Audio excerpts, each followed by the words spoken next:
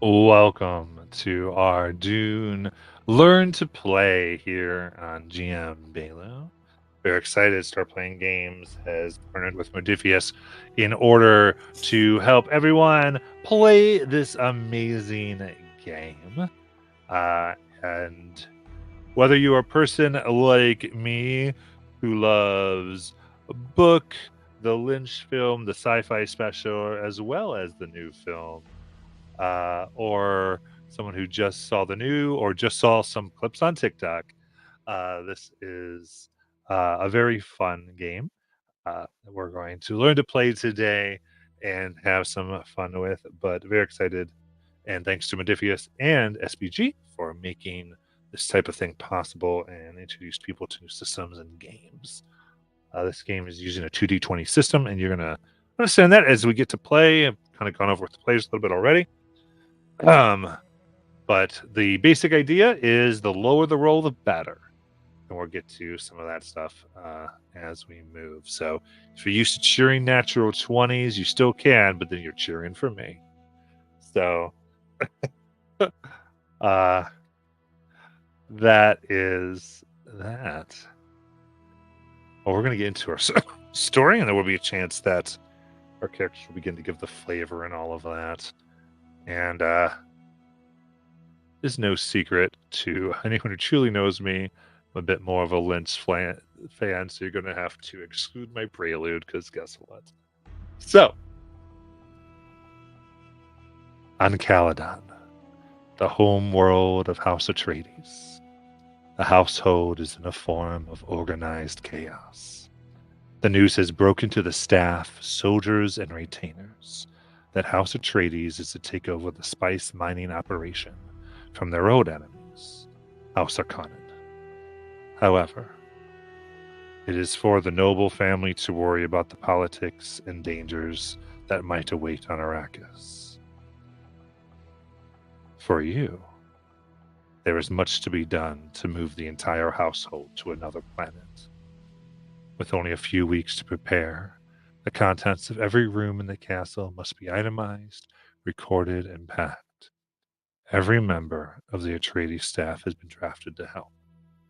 It's so busy that you are grateful for the break when you are summoned to meet with Duke Leto himself.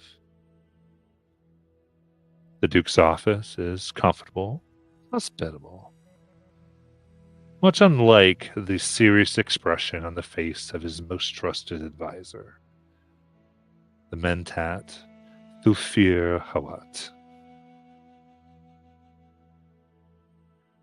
Duke welcomes you.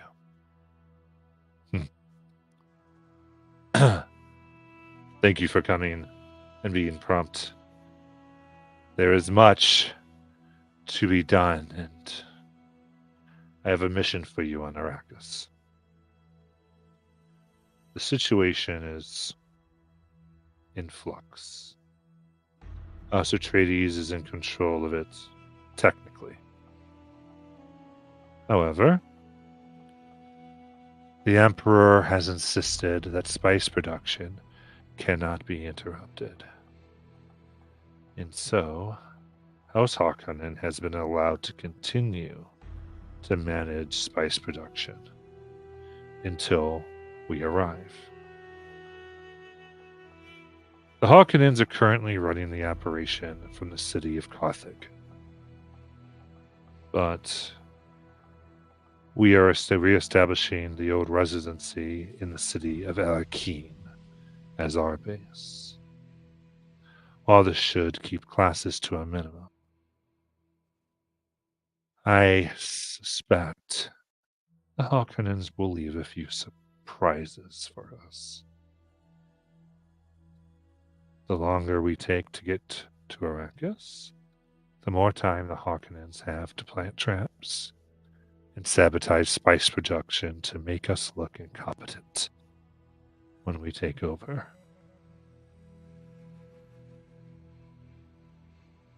What I need you to do is travel ahead of us. Get there before. take an initial assessment of the residency at Erekeen, where we will stay.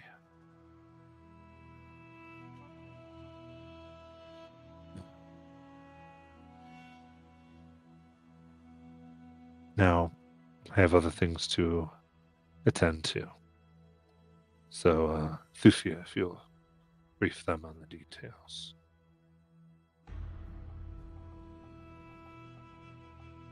You can tell from expressions here that the Duke is trying to make this seem somewhat just a formality, but is deeply concerned. And so Watt speaks even more coldly and serious. The lives of the noble family will be in your hands. Failure is unacceptable.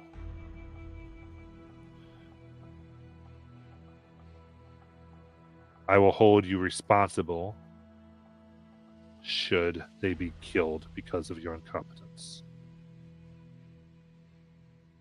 You're being provided with a cover story to assuage any suspicions that there's anything more going on than some junior staff of the Astrades household. But be wary. The enemy agents that are undoubtedly there will not be so naive. Watch your back. For all we know, the whole residency is riddled with Harkonnen.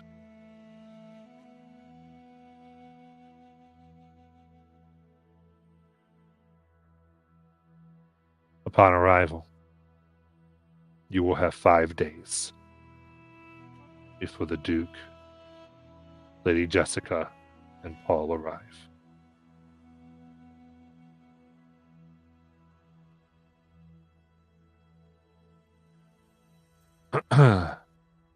And a Margrave.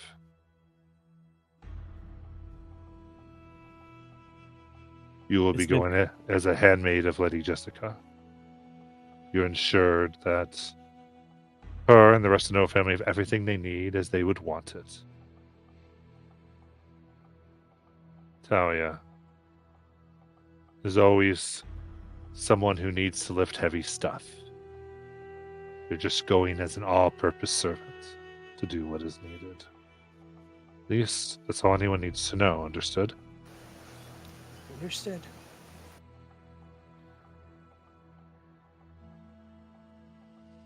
Corbin, your story will be that you're just a guide to help the group find their way around Erekeen. Hassan, those receiving you will receive word that you are tasked to take stock of the residency servants and just make sure they are enough to cope with the arrival of House Atreides at the level of professionalism that they expect. As it should be. But of course, you understand what you are to do. All of you. Yes. Yes, my cat. No Harkonnen blood should be in a body by the time they come. And the blood spilt should be cleaned up.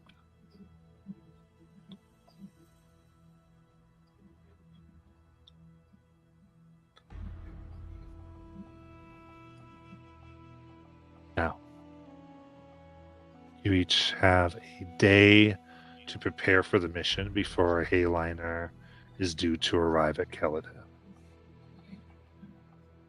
I'd like each of you to tell me how you plan to prepare.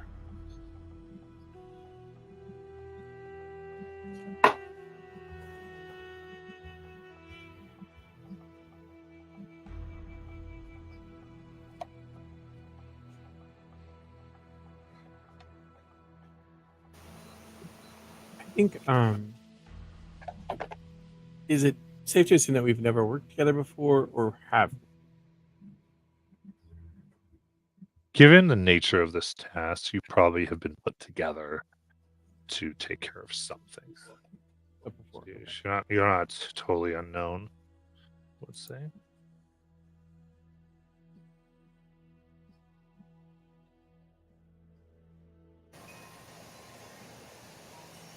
So I think that, like, Anna would make sure to find somebody to place in charge of making sure everything is finished packed up, sort of overseeing that as far as the quarters and what is important to have for House Atreides to be present in the new home. And just gathering whatever like she feels that she would need for the journey that they're taking. Okay. What might she feel like she needs? That's kind of.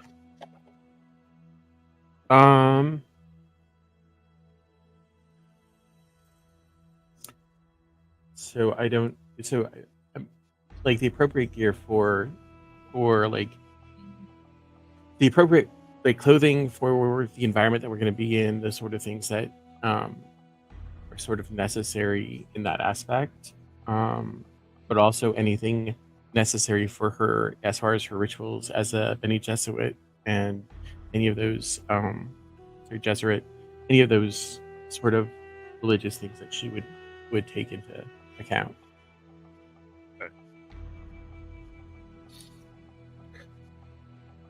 Hassan would. I'm sorry. I'd say to understand kind of the prep there, especially for the clothes and such things. Let's get a check going. Okay.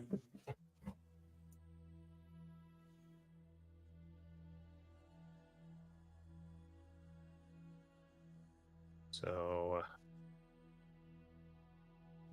we combine a skill and a drive. Is that right? Yeah. Yep. You can tell me what you feel like you're using there. I'm kind of thinking either discipline or understand, depending on how you view those.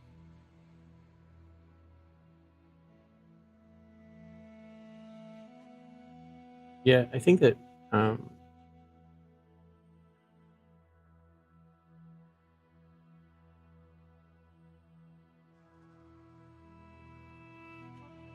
yeah, I think maybe understand to sort of maybe like work with the people she needs to get the stuff from and maybe power sort of her influence. Does that make sense? Is that what power is? Do you have a statement that goes with it, or No. okay? I don't think that You don't think any statements apply? No. I mean, I could potentially, if I go faith and I'm gathering the information, the stuff from the Sisterhood is always behind me. I could see that potentially coming into play if that's where I'm getting the resources from. Yeah. But otherwise, I don't really think the other statements work. Yeah, I think given some of this, yeah, you can use one of those non-statemented ones. So I'm going to go with understand and power. So 7 and 5, which is 12. Is that right? Yep. And then I roll 2d20 and I want to roll under 12. Right? Yes. And do I combine the d20s together? Nope, there's two separate results. Okay. So I got 2 6s. Okay. So we weren't using a focus. And so those are 2 successes. I think for this, I'm going to call this a 0 because you can get this information. What it gives you is 2 momentum. Okay. And the key thing is you can use that to buy dice later, or you can use now or a little later, especially based on what you're trying to gather. Is you can ask me a question, then I'll give you a truthful answer. Spend a point to do that. Huh.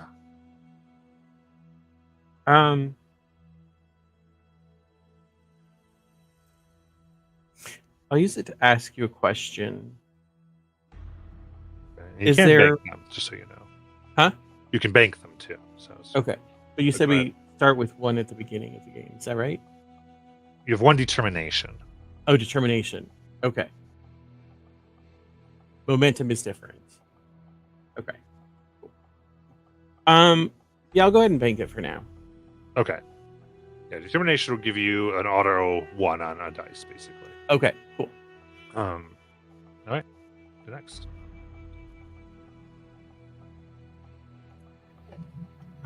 Hassan would kind of be making note of what is in their chambers, what how it's arranged in order to make sure that we can replicate everything in their quarters in order to give the correct direction once we get down there to the current staff that's at the residence.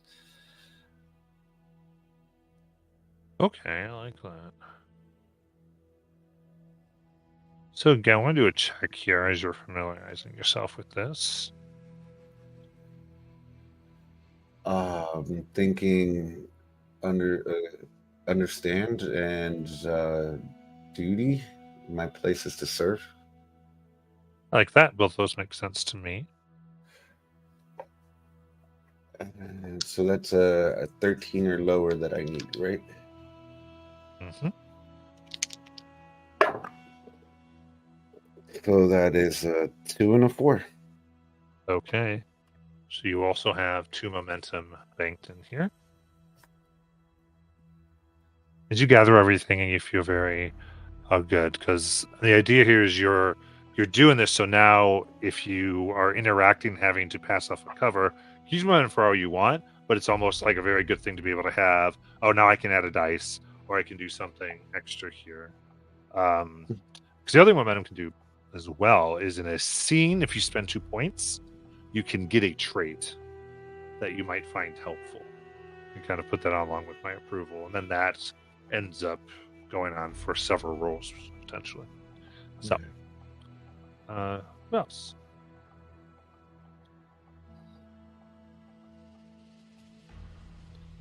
I think Corbin would prepare by getting basic supplies as well as ammunition, just to be safe should they run into any Harkonnen, as well as he'd reach out to his contact in the spice smuggling community to get information about how safe the place we're going to is. Okay. I feel like this too will come from an understand, it seems. Mm-hmm. And I would say duty, because of the statement, you must watch out for those who watch your back, as a way of kind of obtaining that level of like security that like people watching my back are going to be all right. Perfect. I like that a lot. So that is a 6 and a 5 for an 11. Now, my question: does it have a focus or no? The understand does. Does the focus apply? Smuggling. Well, we see you research. You're smuggling. Cool. So that means what's your understand at? 5. 5. Okay, so you're going to count 5 and lower as 2 successes each. Cool.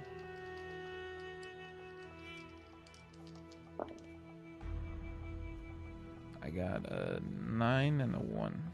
Not 1. Ooh, yay! That one's a crit! So, 9's below what you said, so 1 success, and that 1 for 2 successes. So, you've got 3 momentum moving forward. Cool. Play with.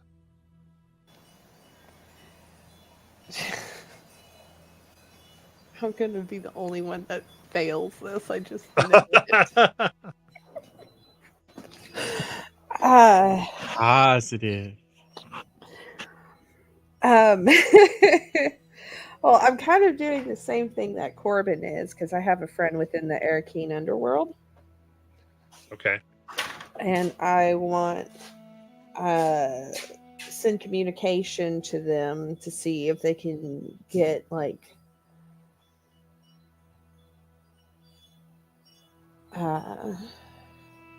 any information about the number of the number of threats, I guess you could say, that we should be worried about. Okay. Yeah.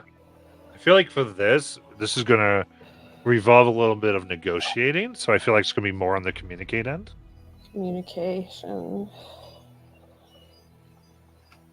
Okay. Is that good with you? Yeah, that's fine.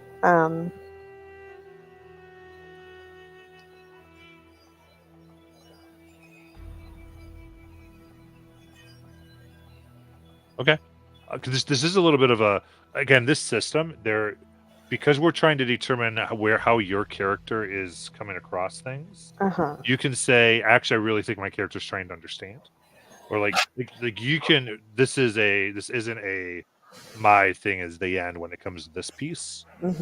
This can be back and forth. So I just want to give you that. Like you can go. So it's up to you. I like it could really go either way with communicate or understand on this. And pick one.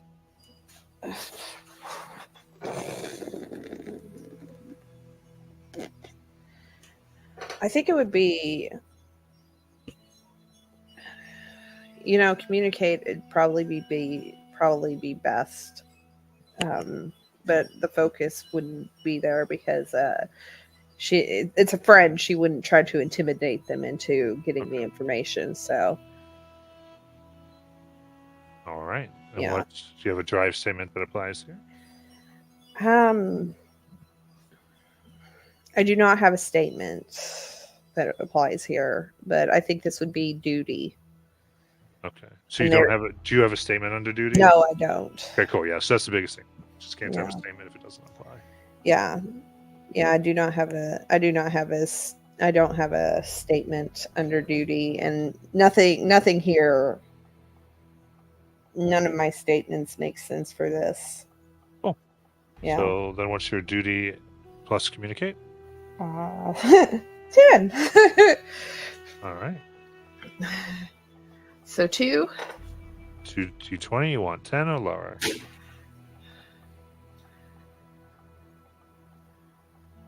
What is that? I didn't fail either of them. It's a 9 and a 2. There you go.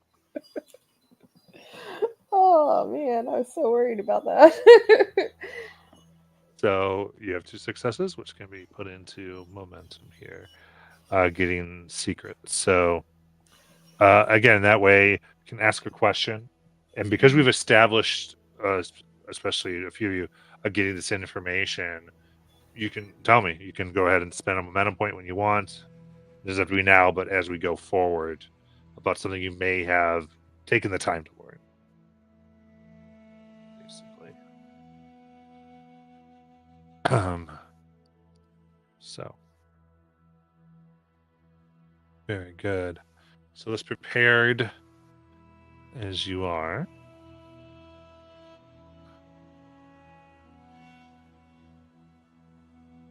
it is time to depart. A standard spacing grilled shuttlecraft that takes you to the vast guild Highliner that is in orbit around Caladan arrives. After a few hours for the passengers to embark, the Highliner enters fold space.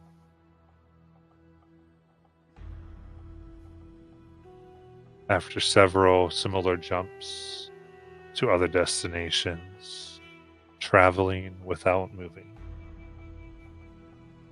the Highliner arrives in orbit around the bleached bronze planet of Arrakis.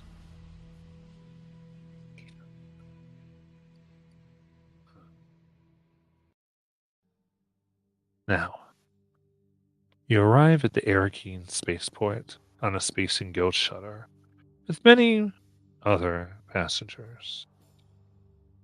Most of them, it seems, are looking to make new lives as spice miners, taking the less brutal business that has been plaguing them, has been plaguing the planet for so long, as maybe an opportunity. Looks like some of the wealthier passengers are returning to their business or looking to trade in spice or water. But just about every passenger balks for a moment as they step off the shuttle into the dry heat of Arrakis. Most scurry to get inside and out of the sun as quickly as they can. So each please take a moment to describe how you react to the stifling heat, sand, dust, burning midday sun. And you can give a description of how you see your character, what they're looking like. And also one thing that you notice upon arriving on Arrakis and coming into the nearby Arakeen market.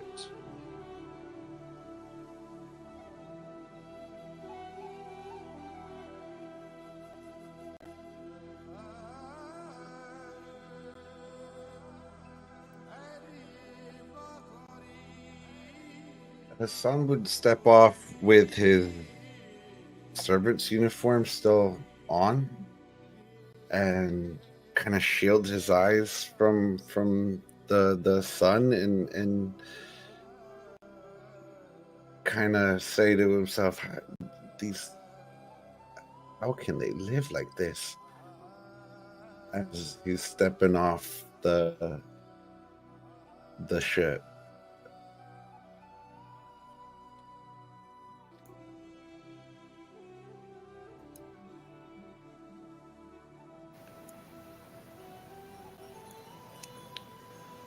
I think Talia covers her face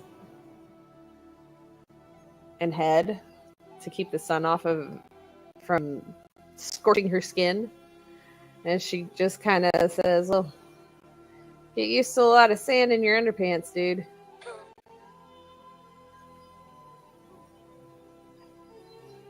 And I just think she just notices how much sand there is, and she's just not looking forward to the chafing.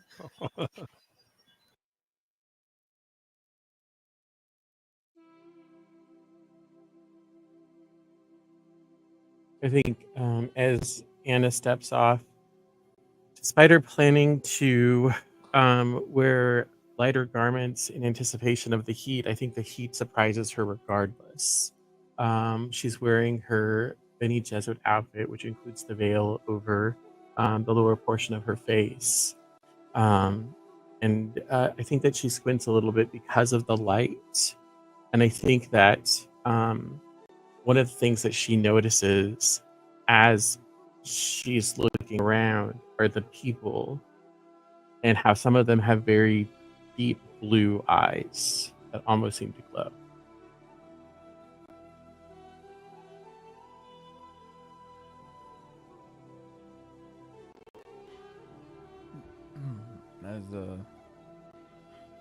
As Corbin steps off,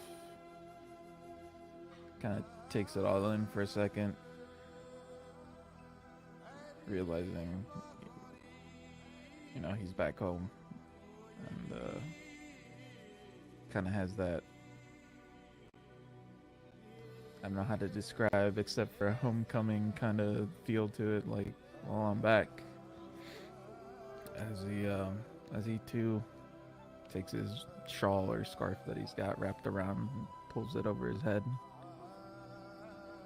hoping to be inconspicuous as he approaches.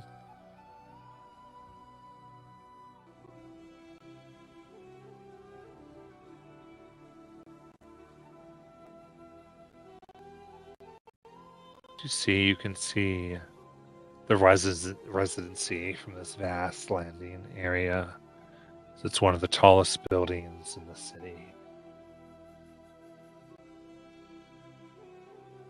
The shuttle yard is more of just one huge courtyard made to hold the guild shuttle that stays afloat and just lowers vast platforms down for you to disembark from. It's massive. Some would say almost the size of a city that descends upon this desert world. Approaching you very quickly is a middle-aged woman in white clothes that cover the majority of her body. Her face is uncovered. As she greets you, huh. Hello, those from House Atreides. I am Mara Nasil. I have worked at the residency since I was a young lady, and I now serve as second housekeeper to Shadow Mapes.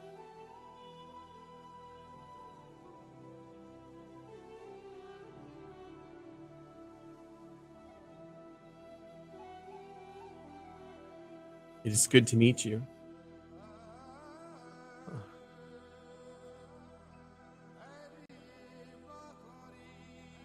Good. I am Anna Margrave, handmaiden to Lady Jessica.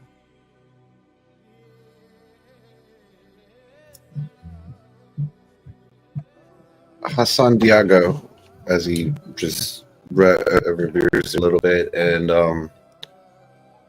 I'm here to make sure that the residency is in order and proper.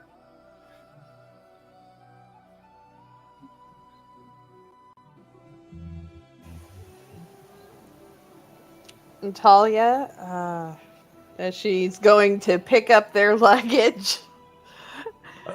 Yeah. I'm just picking up everybody's luggage and just holding them, and like I'm just really good at one thing, moving around big stuff. I will make sure you do a lot of it. I Okay. am here to conduct you to the residency. So we should be off. I have many things to do. It is expected that Outlanders bring water upon entering the residency.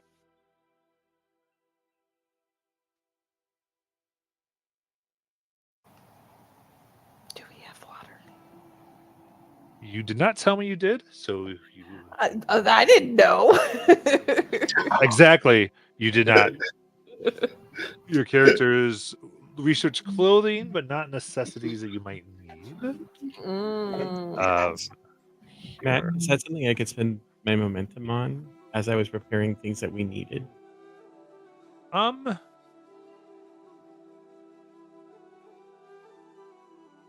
For because of the way this is going to go, I'm going to say go ahead and don't. And what I'll tell you is her answer here is going to be, the waters of Arrakis are superior to any other. You should purchase some here. I just don't want to steal your momentum for that. Okay, cool.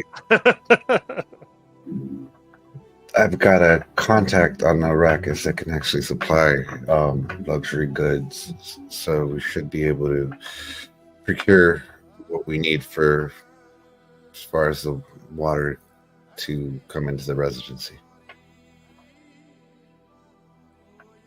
Hassan, There are water sellers. You does not need to be grand. It is simply a show that you do not come expecting that which is not given to you. You will give of water and you will drink of water.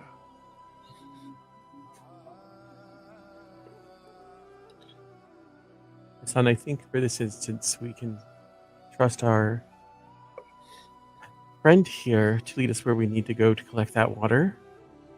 Okay. I believe it is important for people to know that luxuries are not the only thing important to House Atreides. The people are as well.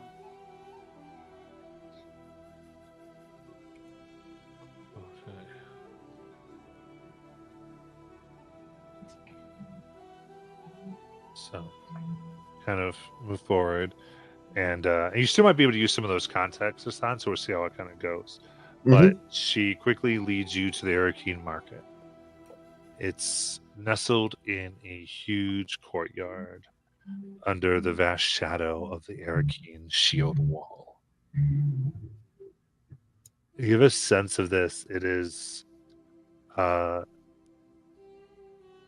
it's almost brown sand-like shield that is around the entire city. And it does have places where the sun and shadow can come through it. And it is the reason why it is safe here. You can see outside the sheared wall, the sand would choke, go up the nose, and be almost unbearable. And it's here that the sand does not blow, at least not to a dangerous extent.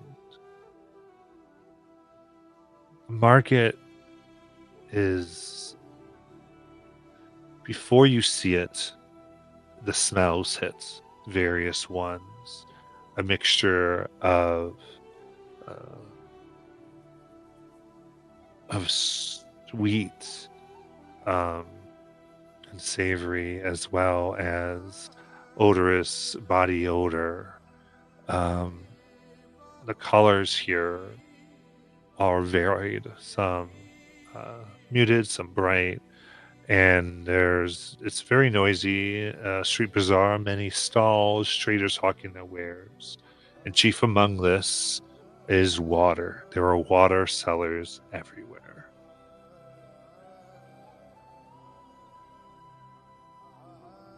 How would you like to go about this?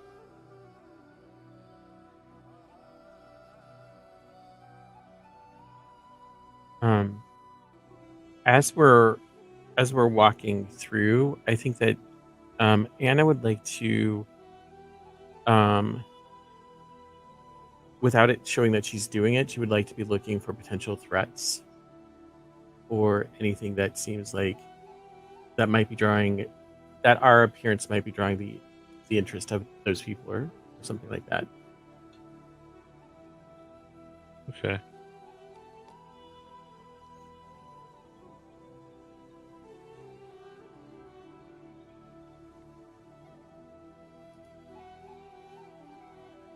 Right.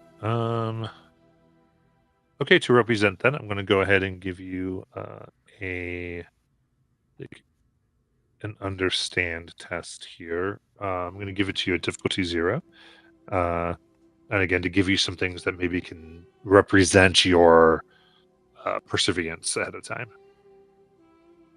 Okay. So my understand has physical empathy as a focus. And I was thinking of using truth, which is the grade of truths are often most well hidden. Combining those two as she's doing this search. I like that. Does that make sense? Yeah, okay. Makes a lot of sense to me.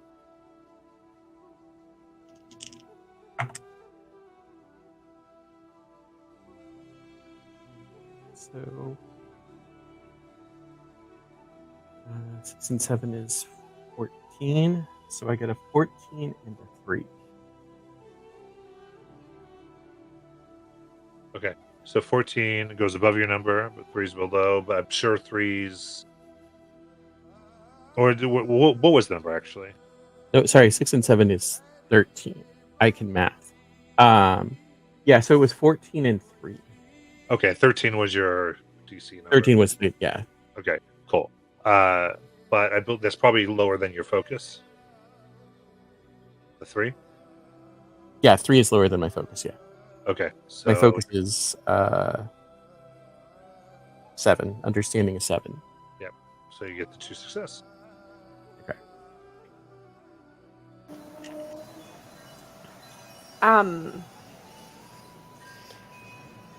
Talia, she's not saying anything, but she, knowing that a lot of the times in places like this, there's going to be some amount of criminal movement. She wants to hold herself in a way to show those people that she is here for business and not to mess with her or any of the people that she is with. Okay. Based on the other two, I'm going to hold that because there's one mechanic here in this game where you are able to kind of help another role. Okay. So that might come in because I think you're going ahead and doing that. Mm-hmm. So we're going to hold that. One way would be to do what we've been doing, which is put more momentum into a pool. Okay. Because for the purpose of this, for ease, I'm having you each have a momentum pool. For the game itself, it's actually a shared pool that people can pull in as they see fit. But again, just so we're not like, how many do we have? What's this? We'll just sort of move in. Because as far as we run this as a actual campaign, as a GM Balo thing, I'll have some interface stuff and all the things to help us keep track. But since we're doing a little bit manually. So yeah, so you're ready for that. I like that. So go to the other two. I just would be like, eventually someone probably needs to begin trying to get water or to actually move the thing.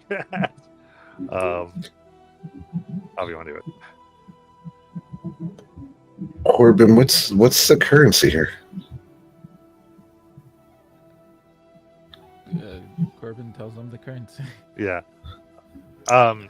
You have cash Imperium. This has been under the Imperium for some time. So that has been the currency, and you have money to get things done. Okay. You has we don't. It's not listed because you're whether you play this game the regular or this way. You're members of a house. You got money. For simple things, for like basic survival. Like in other words, you just don't have to mark off. Oh, I bought a sandwich. Like we're not that type of thing.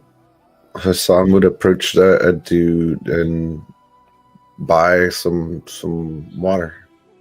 Cool. Cool. So you're going to go to a random water seller?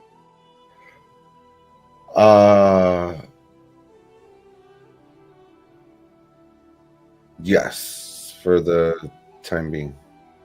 Okay. In that case,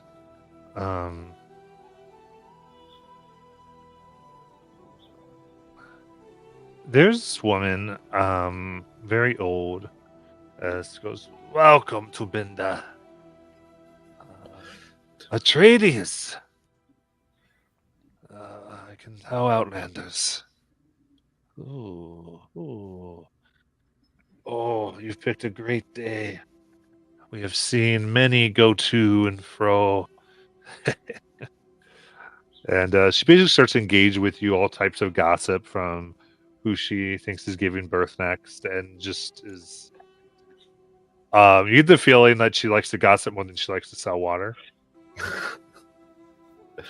I would indulge her for a little bit before reminding her of the transaction. Okay. In that case, this would be a communicate test to get a good deal. Okay. Communicate.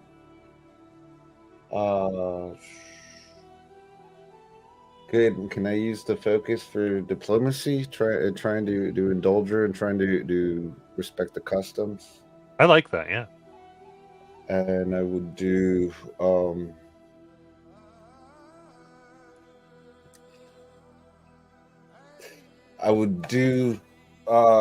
justice,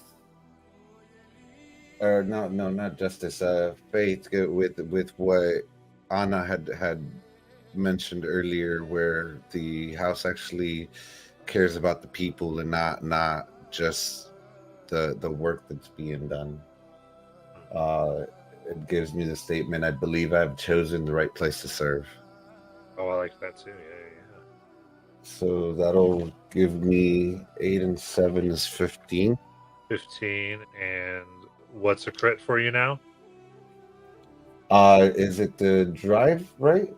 So anything below an 8? Oh, the skill, anything skill below focus. 7. Yeah, because you got your focus from that, right? Yeah, Yep. so 7 below and 15 and below is success.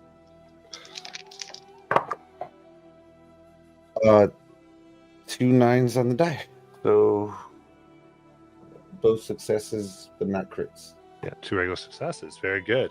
You only needed 1 here, so that 1 will go to your momentum. Mm-hmm. Let's see. And so I'll give you a good deal. And local price. Thank you. Take it. As you do this, see. Actually, let's see here. We haven't gotten to what Corbin's doing, but maybe we'll do that. But I think, I don't know, you were looking around a little bit. Probably how you get a sense of this, but Mara is watching very closely. Is keeping detailed on everything you're doing, how you're doing it. You can see she kind of nods almost to herself, observing this.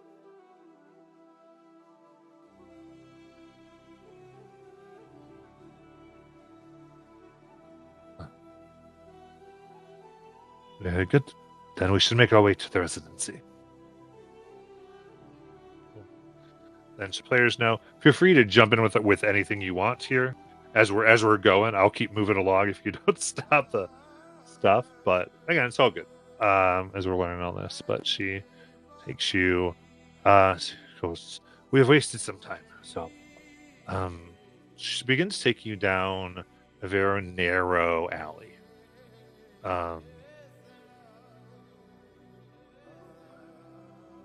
And it is here that from the shadows you see somewhat ragged looking individuals step out from in front of and behind you.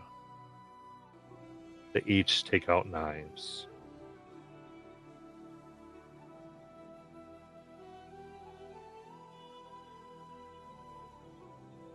There's going to be 4 of them here.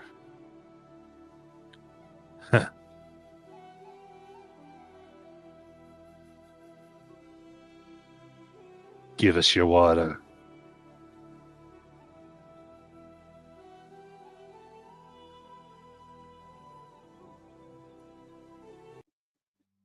Is this another custom? Mara looks incensed at them and just shakes no.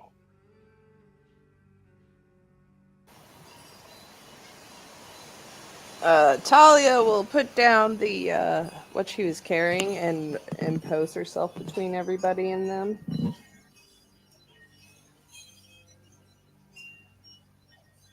Okay. So you step forward. Yeah. And she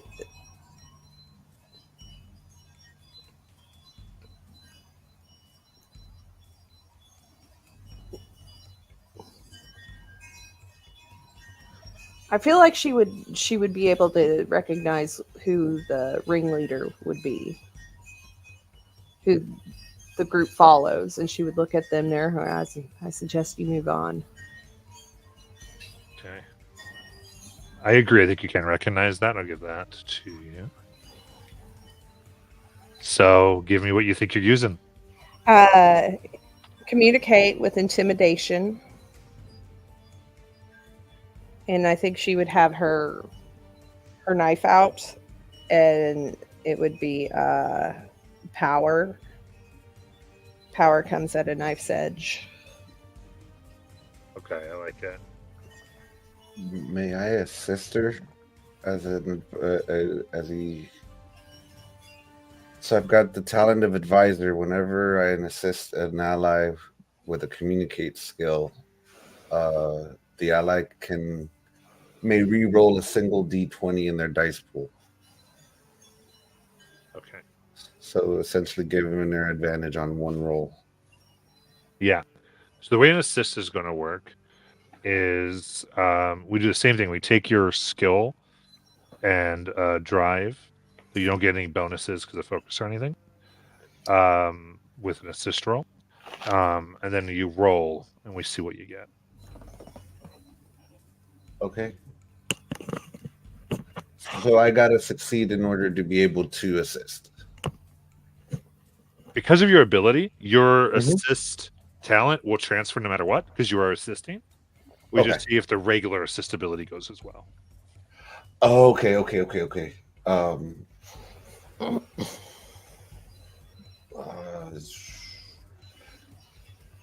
Uh, I would think this would be resolved, Yeah. and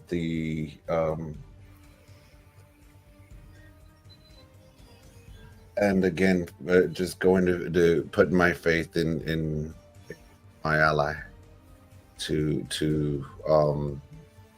intercede on our behalf. Sounds good. So you roll 1d20 in this instance. Resolve, which is discipline, so that's 12 or lower. 14. I went over. Okay. So, a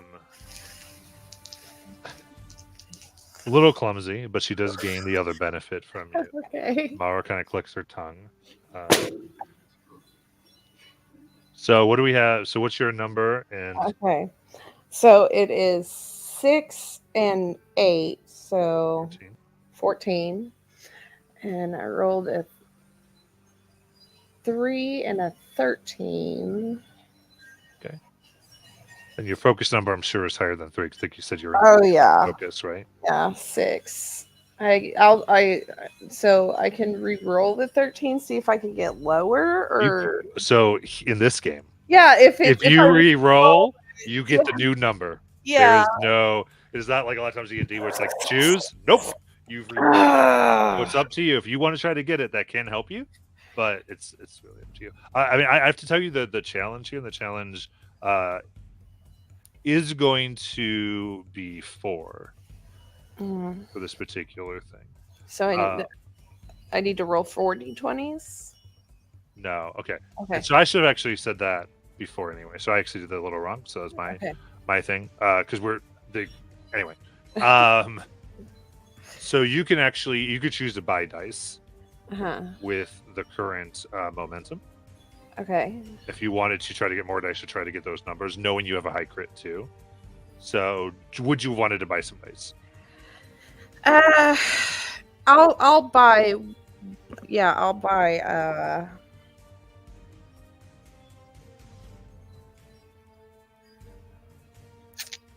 Yeah, I will. I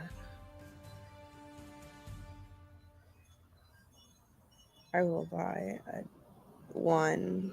I'll use one momentum. I get that's how it works, right? And you buy one dice with one momentum. Yes. Okay. And then You buy the first die with 1 momentum. Okay. if you want to buy a second one, it would cost 2 momentum plus the 1 for a total of 3. Okay. Well, I only have 2, so I can only buy one. Okay. All right. And that's a 5. Okay. Cool. So now currently you have 5 successes. Mm-hmm. So you've done it. It's up to you if you want to try to use this ability, which you can, just to get a crit. You're risking a nat 20, but it's a low risk, only 5% chance. So it's up to you. You know what? The first account, I'm just gonna leave it be. I'm just gonna leave it be. Thank Okay. you, Hassan, but I'm just gonna leave it be. Very cool. So what's nice here is because it only took 4, and you got 5. That 1 you spent comes right back to you. Oh, nice. Right. Cool.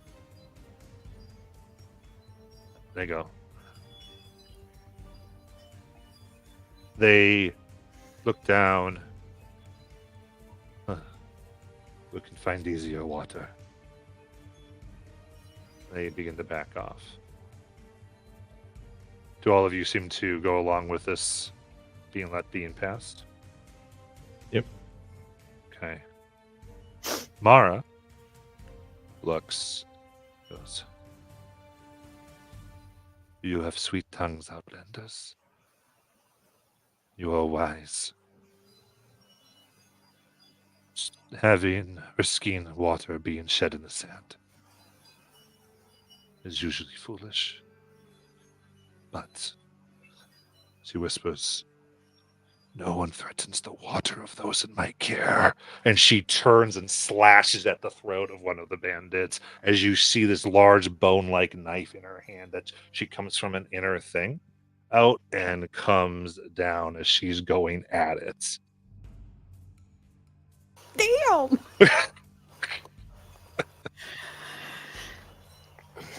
All right. So as we're doing this in this game, characters, NPCs have a lot of motivations. There's a lot of history and culture in the Dune Frank Herbert world. Okay, so as much as we have things we may do, it doesn't override an NPC's necessarily things. However, just I like to give background because we're learning to play. Marth is thinking more and more highly of you.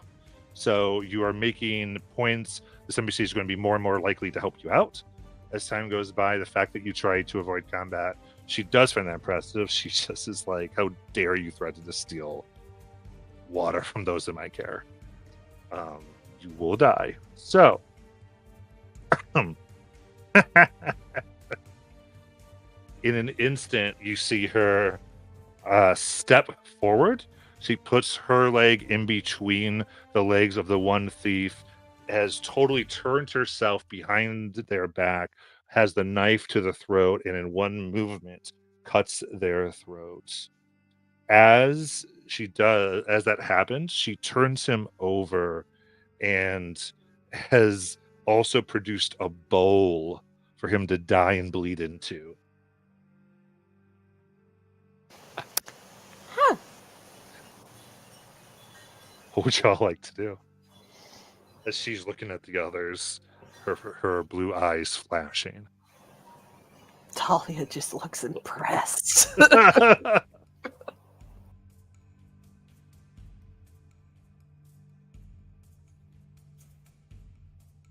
What are the other bandits doing? Well, I'm letting you all react first. Okay. So you could see if her intent is going to be to slaughter all the remaining three. What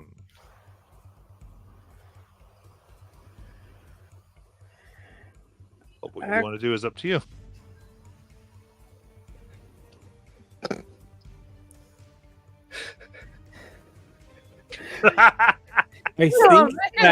I think that Anna would look to Talia and Corbin and say, perhaps on this day we not only must show House Atreides' kindness, but also our strength.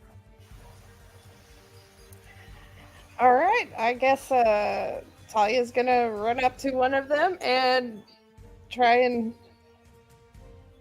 get them with her blade. Okay. Uh, Like it. Yeah. For a few combat rules, everyone is in the same zone. And therefore combat's going to be easy here. We're not moving zone to zone. In a more complicated thing, each person would be their own zone. mhm. And so it would take an action to get into somebody's zone. That was it. And then an action to fight. So approaching somebody actually puts you at like disadvantage and stuff. But we're not worrying about all that. Just Okay. kind of giving some aspects of the game. So we're making it a little simple here to give us the feel of mechanics. All right. So in this case, let me get me to my water bandit. Okay. So, perfect. So what they're going to basically do is, okay. So you're going out with your blade. So it's obviously battle. Mhm. And then what's your drive?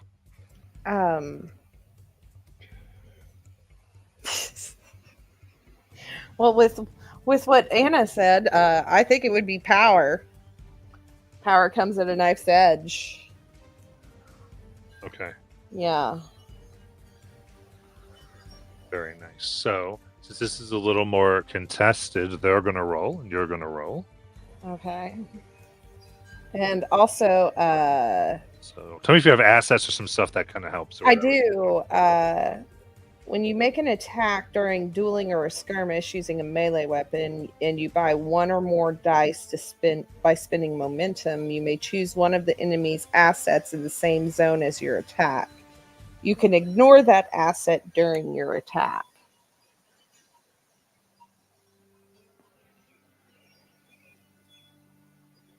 You could ignore. Ooh, say that again. I'm sorry. I can ignore an asset by spending momentum to buy a dice. Yep. Okay. Yeah, so I can ignore an asset that they have during my attack. Essentially, yes. Yeah. So I will try that by buying them the momentum if they have any assets such as like I guess any type of armor or anything like that. Yeah. So right, the best way to understand this then is you're going to ignore their blades, Mm-hmm. which what that does mechanically here is you've deleted their focus, Okay. so they would have been able to crit on a 6 and lower, and you've taken that away from them if you spend your momentum. Yeah, I'm gonna spend a momentum, and for skill, would it be battle? Yeah. Okay, Definitely, it's definitely battle. and I feel like dirty fighting by her ignoring that would be the focus on that. Yeah, because basically what you're doing here is you're going forward, you're disarming them, Uh-huh. and then you're going in for your kill. So I'll give you dirty fighting for this. Why not? Okay. Okay, so and then 15 is the number, and I need to roll 2 die, You bought one. and I bought one, so 3 dice. All right.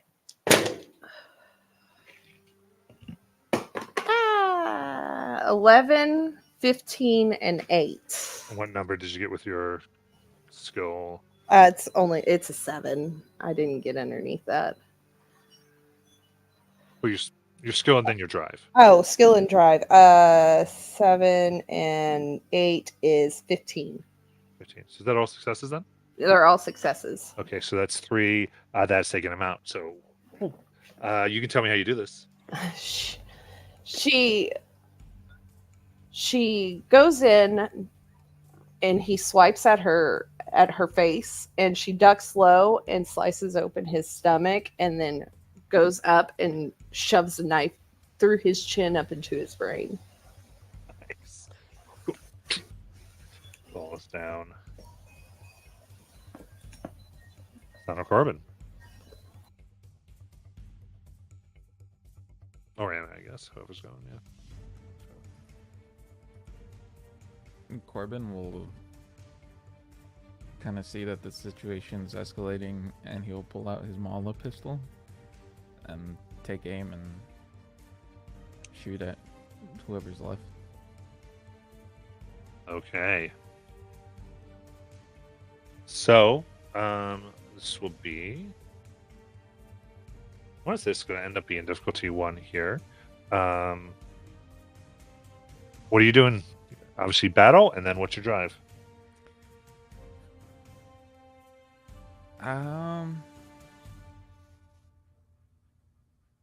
I was thinking power, with the statement you can only rely on yourself, for the reason that he's kind of taking shots and not having to rely on anyone else, like fighting around him. If that makes sense. It can not, and I can choose something else, but I'm trying to think if that just absolutely applies to this. I think I don't think it quite applies because I feel like this is a group battle. Unless you want to do something that's a little bit more solo hero, I guess. But it's up to you. So in that case, you could try to make this happen anyway, or you could pick a unstated drive. yeah, I'll pick an unstated one. I'll use justice then, because I think that might apply more now that I think about it. Okay. Getting justice on those that try to wrong us. So do you have a statement, rather? No, not for justice. Oh, okay. Okay, cool.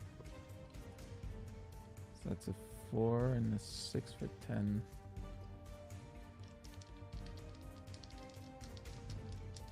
There we go. Oh my god. So that is 2 failures. Okay. So 2 fails. For this is not much consequence, but boom. Actually,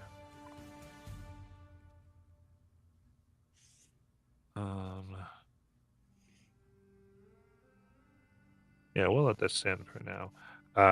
Who else?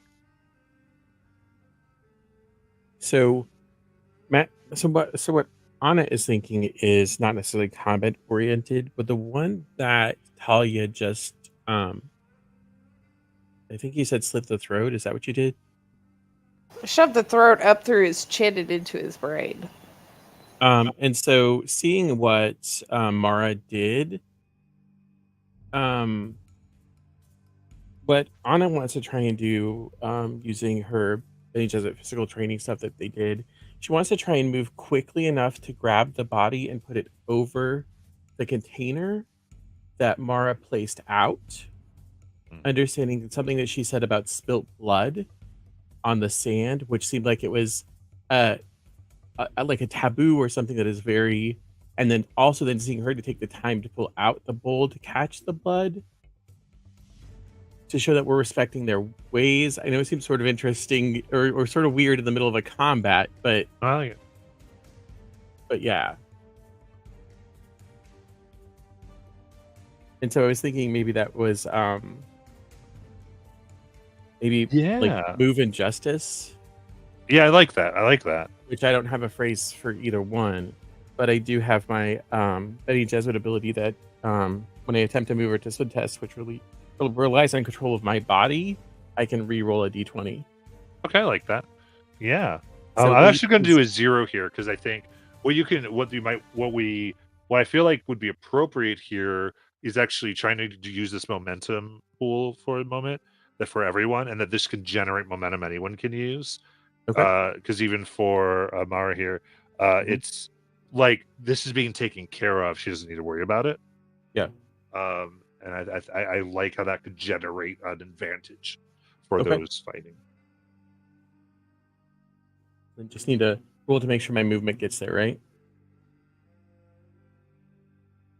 Well, yeah, between your skill and your drive, you need Yeah, to yeah. roll to see how many Okay. successes you get. So my total is 8.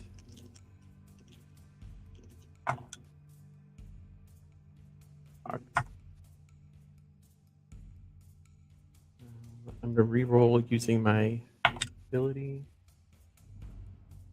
So I got a 13 and an 8. Okay. Very good. So that's one success. Success. Yep. Got an 8. Very good.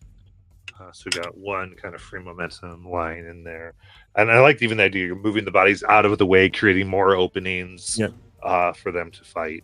I love this, the way this synergy is working. And then I think assign yourself to go. Yeah. I'm unarmed. Yeah. So you don't have so in this case, we'd say you do not have an asset to bring to the fight. So No. you could try to do something else. It's up to you how you would want to help.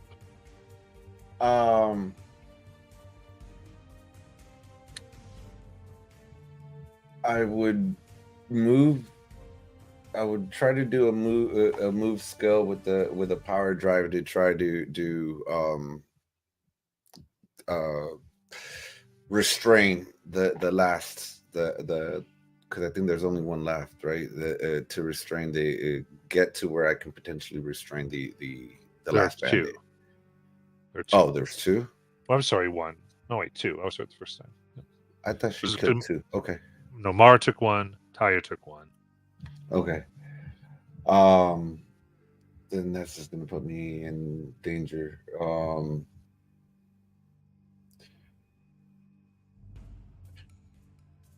He would try to just maintain his composure and stay out of the way. He with discipline and I would say duty. It's not. He doesn't know. He's not a fighter, so he's there to try to facilitate for everybody else. Okay. So, what are you doing again? Like, I'm trying. He's shocked by everything that's going on, so he would use his discipline and be aware of his surroundings to get out of the way, so that he's not in the.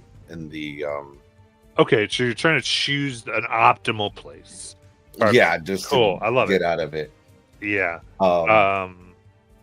Okay, yeah. So I'll do the same thing. I think a 0 to try to add momentum for everyone else to use. I think is pretty appropriate.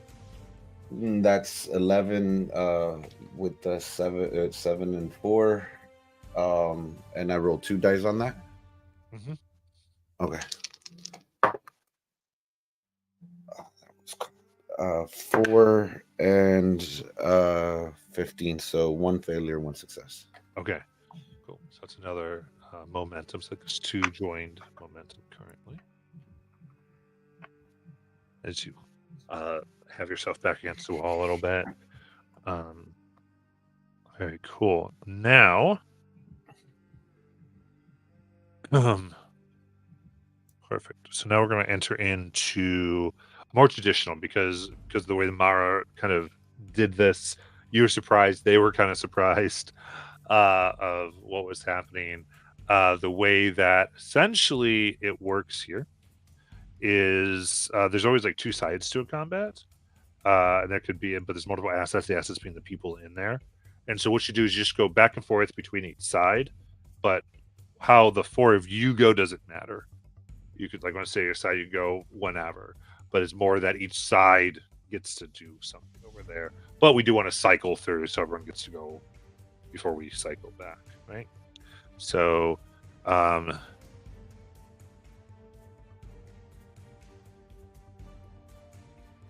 this first one is going to attempt to get at Mara. That's what they get here. Okay.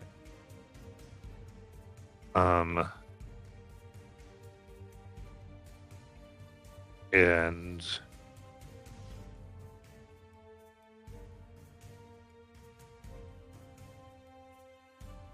they are able to get right up on. I'm just gonna get 2 successes on this.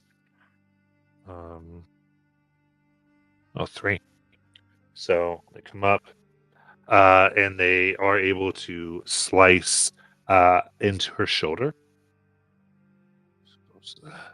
Desert rat.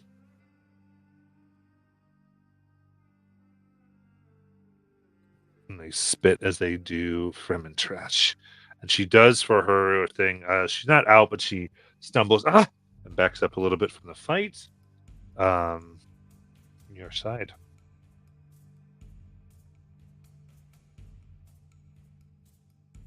Okay, so it's our turn now. One of our turns One now. of you gets to go. Yep. Okay.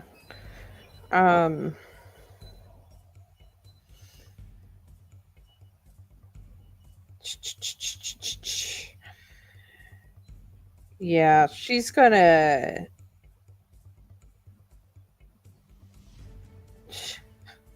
She's gonna go up to the one that Corbin tried to shoot at. Yeah. Yeah. And then, of course, with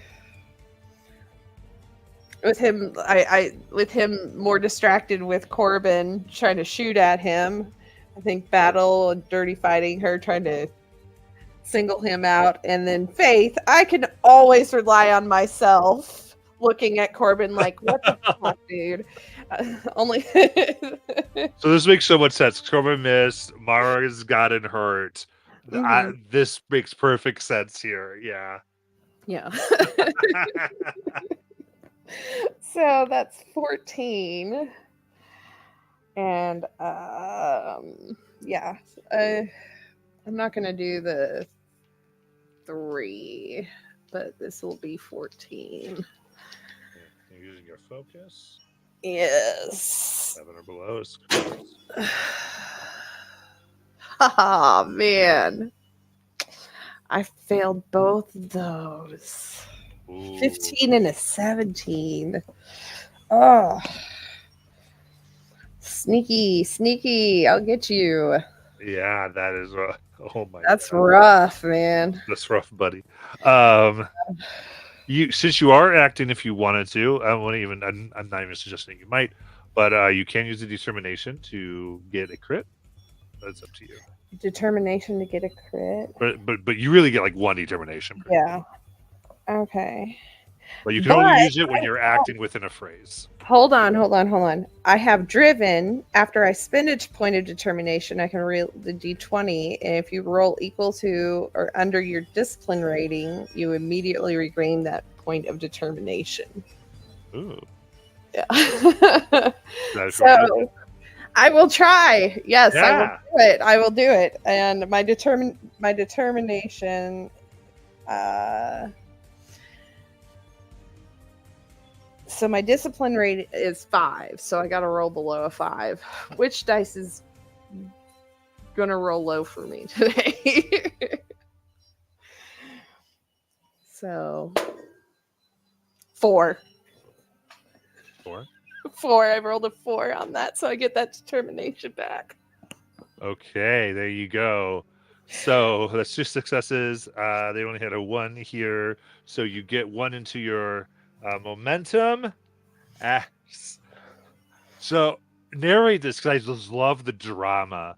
It's and I think like when you play the game, I think it's very fun to kind of see what moves and motions we saw and what this represented.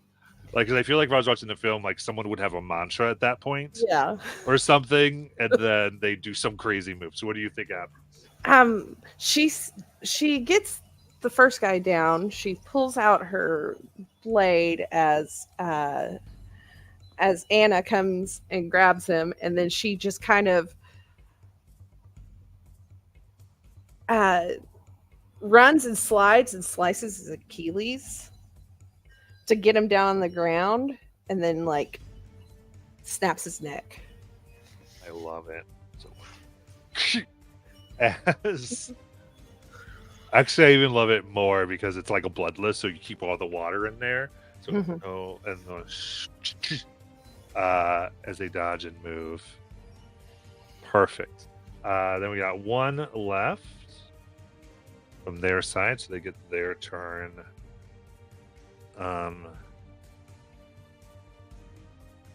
Yeah, they definitely want to take on Talia here. So they still have their asset. Nothing's been done to them. So, all right. Now, do you have any defensive things, like assets in your deal that I need to know about? I have something called decisive action. In a conflict, when you succeed at a battle test to remove an opponent's assets. I don't know how this works. So when you do that, what happens? And you bought 1 or more dice by generating threat, you may spend 2 points of momentum to remove a second enemy asset. Oh, wow. That's a really fun ability. You did not activate it because you did not generate threat. Uh-huh. You generate threat by not spending momentum for your dice, but you give mean things to do to you instead. Oh, okay. Okay. So, but if you succeed, then you can take out 2 assets. Assets are the combatants. Uh-huh. So you removed 1 this way, you would have gotten the other one at the same time. Mm-hmm. But then, but yeah. Okay. But so you would have taken that risk to generate with the idea of, I can undo that risk, basically. Okay.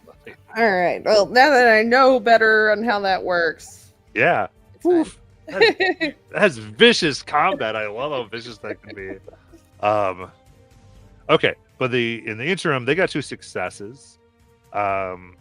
So ultimately, so this is more of a prolonged thing when it comes to all of you. So while you take these minor ones out with one hit, they actually are need a few more for you all. Um, but you are injured here. There's no mechanical from you being hit, but just like you're on the way. Okay. So it's just.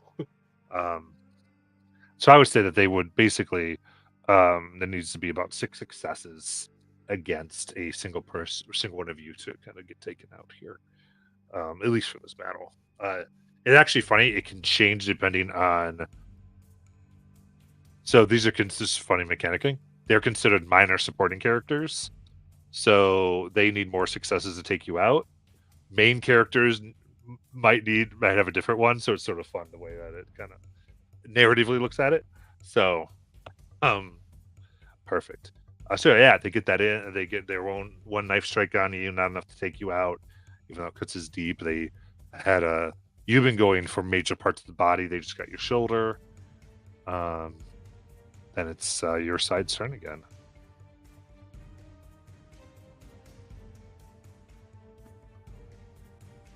If no one minds, I'll go. Go ahead. I'm gonna do something here. I'm going to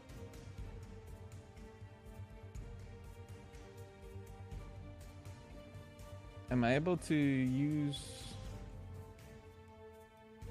Okay, so what I want to do is I want to move up to this last one. And to avoid spilling blood, just like pistol whip him. So you'd like to take him alive? Well, I'm trying not for to this spill. move. I'm trying not to spill the blood, but we can take him alive if need be. Well, I feel like you're trying to do a pistol whip. I'm gonna say that. So this would be a difficulty 2. Okay. Unless you can argue it down with some of your assets or whatever. But I would start with difficulty 2 because you're using it for what it's not designed to do. Okay, fair enough. It's not designed to be used as a club. What I wanted to use was my move skill. If to get in the right position so I can get at him most effectively. Preferably, probably. Get into the back of the head. I'll allow that because I think the way you described it makes sense to me. And again, I'll use justice again. But I have a focus on escaping. I imagine he has already found like several escape routes should things go south. I don't think the focus applies for escaping here. Okay. Then I'll just use the battle then. Can I ask a world question? Yeah. His pistol, is it projectiles or something else? I think his goal is to avoid spilling blood, so I'm just curious. Right. I'd have to. What is it? What do you have? A Mala pistol? A Mala pistol. I can't remember what things were like. Let me double check. There are some that are projectile, but there's also some that. Just that way, you're not like hindering yourself unnecessarily. If it doesn't cause bleeding, then sorry. No, I'll shut up now. You're fine. I think that's a good. Yeah, we can probably find. Poison darts. Is that what it is? Or are you? Mala pistol was a handheld weapon used to fire poison darts. Yeah. Okay. So yeah. So it wouldn't necessarily spill blood. Oh, okay. Then if I may, let me retract that and I'll just take a shot then. From where Absolutely. I am. After seeing Talia... Well, that would be battle now, though. Definitely. Yes. After seeing Talia do her thing, he's going to try to save face and take a shot at this guy for battle and justice. Okay. For a total of 10. I'm gonna spend 1 momentum to buy a die. Yeah. Remember, there's momentum in there, so you can spend more out of that shared pool. So you can probably grab 2 more and get another die if you want. Sure. Like you're moving a combatant, so I think that would be appropriate. So then that's a total of 2 more die on top of the 2 for a total of 4. Yep. So you need 1 success because now you're just trying to regularly take him out.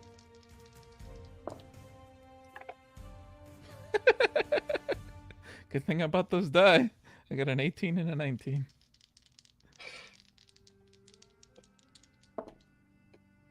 There we go. 4 and 6. There you go. So 2 successes. You can bank 1, and as I picture it goes like right in the base of his neck, and you see slight black veins move up into the face. Eyes go wide, and a little bit of foam comes out as a. I marked off the 2 for your second die. Thank you.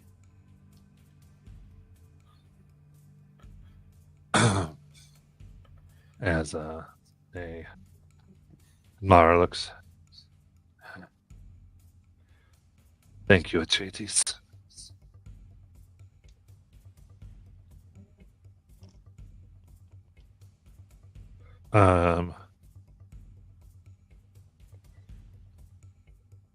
And you see a few of the locals have arrived, and they are looking at the dead bodies. And Mara looks to all of you. May they go to the people. Yes. And she nods, and you see that they come and start gathering the bodies. So they go quickly to the death still. Talia picks up all their luggage again.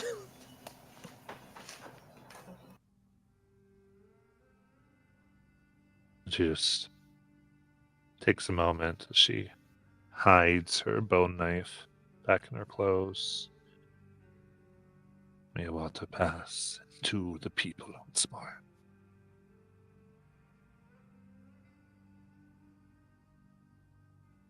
So turn to you. Please do not mention what I did. Do not mention what I carry. I saw nothing. So what? Right.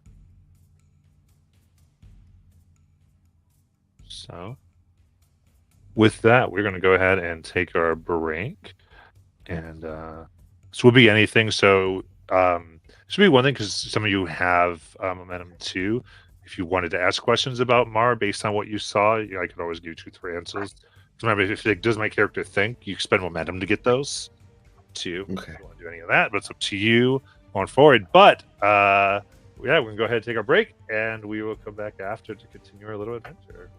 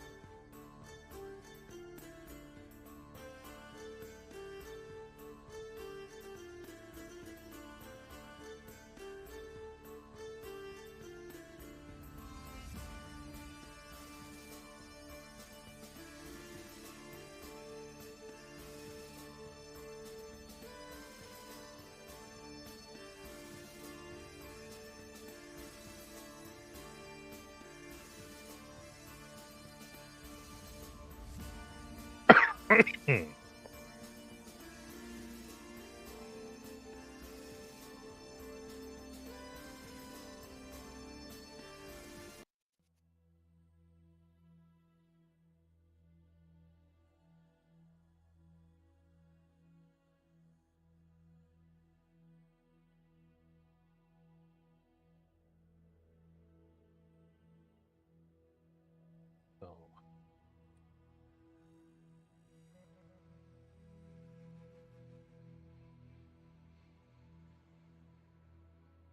we are back.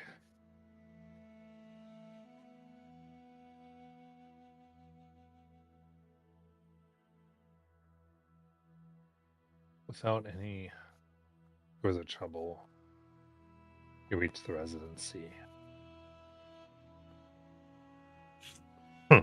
Already, I'll tell you that I think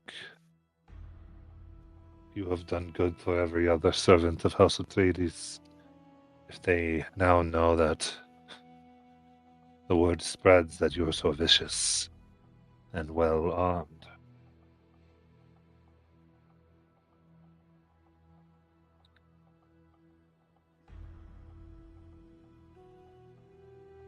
But she brings you to a huge ziggurat. It is old, but in good condition. The sandblasted walls remain strong. It's, the residency.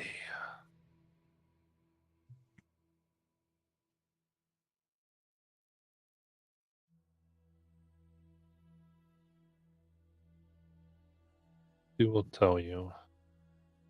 Mostly, this is. Um.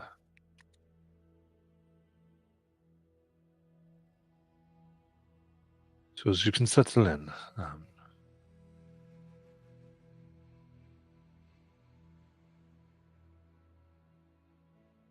and begin your duties.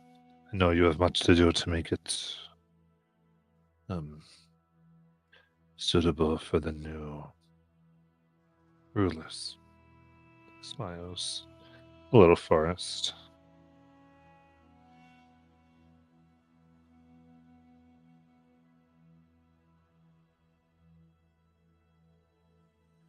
Hey Matt, one of my talents is passive scrutiny, which allows me to ask a question of the PM without spending momentum. Nice. And I read, trying to understand how she felt or sort of read her reaction to the statement of new rulers. Try to kind of gauge the feeling of at least her or the people about imperial rule, Yeah. which I'm sure they've been used to for a while, but There, in her mind, you get that her view of the Imperium is only through the lens of House Harkonnen. Brutal.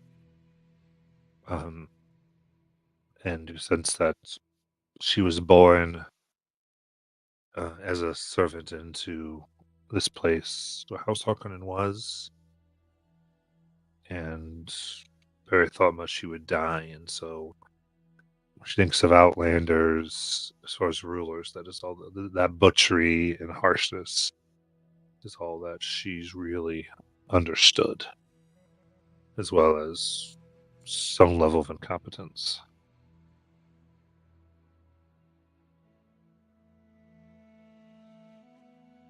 I think Anna would then say something like,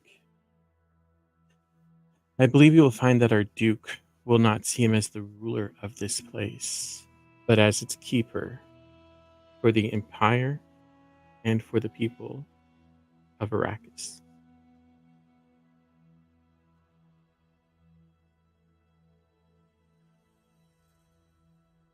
We will see.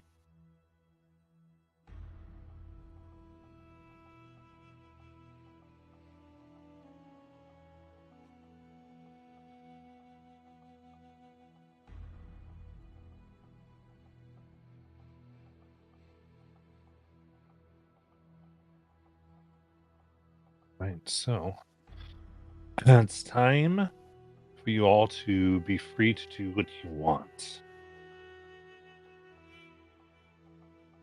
Um, you can also deal with your official duties, but you also have your unofficial mission.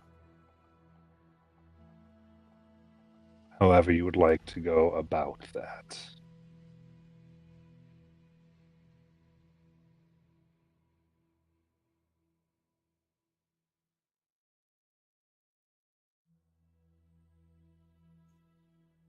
So I just want to make sure that I am understanding at this point. Any nobles of House Harkonnen have moved on, right? They're not currently residing. They're still in charge of spice production, but they're not Yeah, they're living they're in there. another city. Okay, so They okay, they should have moved out. okay, Yes. So officially there are no Harkonnen here. right, okay.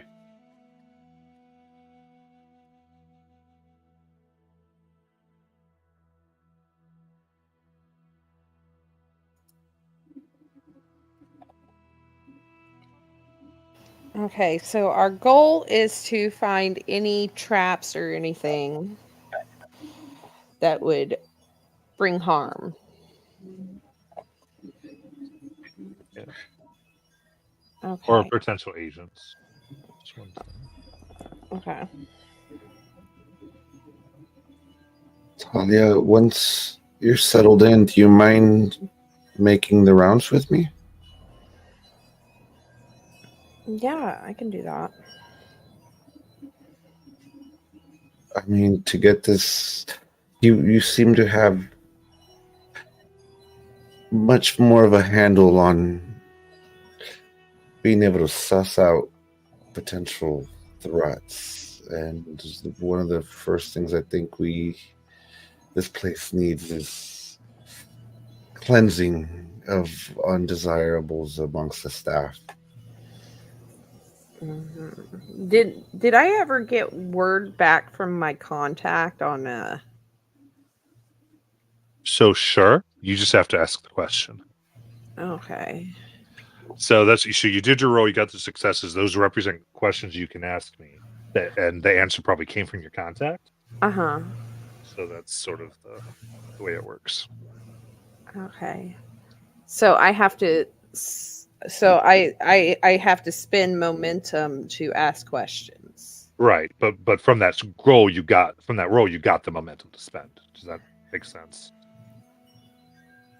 Yeah. Yes and no. Okay. So you did the role. Uh-huh. That role I put it 0 to generate momentum for you. Okay. So that you could ask as many questions as you got successes.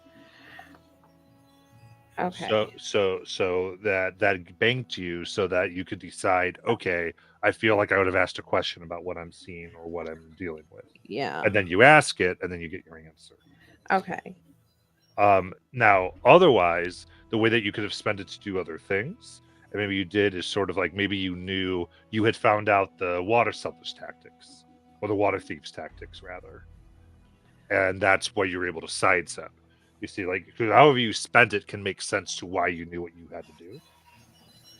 Now you can spend any momentum anytime to ask a question. So Okay. it's really how that operates is up to the player rather than the GM.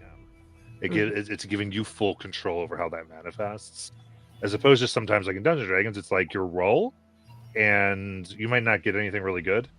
You're like, I wish I rolled for something else. But this way, you just get an asset to spend however you want. Okay.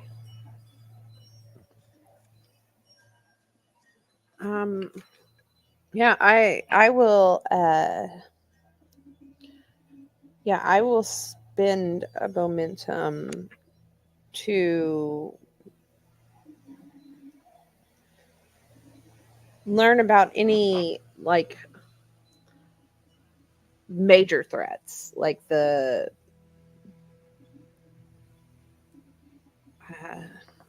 I need it as a question. what who are who are the most dangerous threats to the family?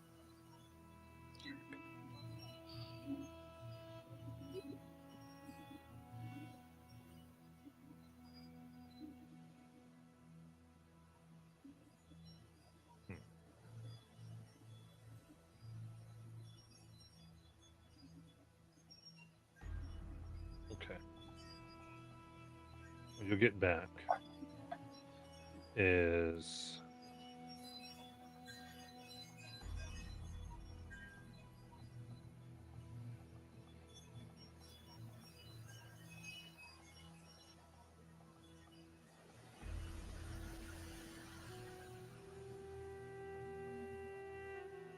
we think that a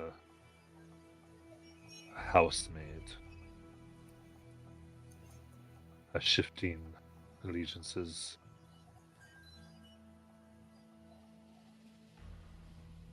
Or they were inserted.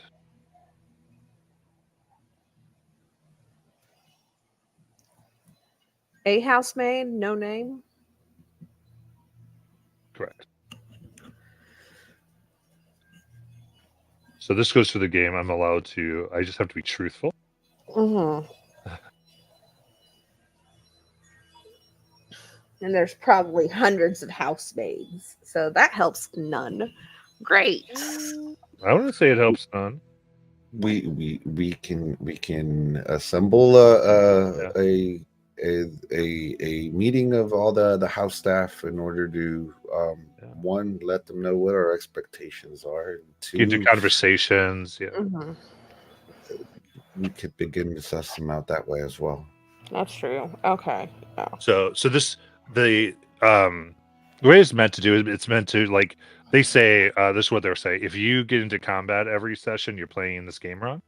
And Mm-hmm. so there's now this is a learn to play, but the whole thing is like there's intrigue, there's asking, there's moving around, Yeah. right? So it's meant to kind of like, so you ask me, it's this like, oh, here's something to maybe get you started on the right track, probably, Mm-hmm. depending on what you're doing, right? Depending on the thing.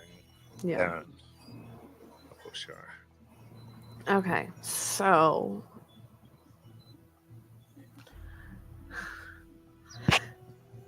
And I would say that if you start to get ideas, if you're asking really good questions based on some things you got, I'd probably lower your challenge number, right? Mm-hmm. So that's the other thing to keep in mind. But no.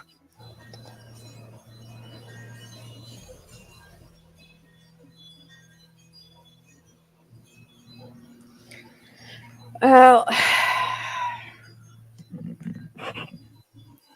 from my contact, all I got is that there's a housemaid.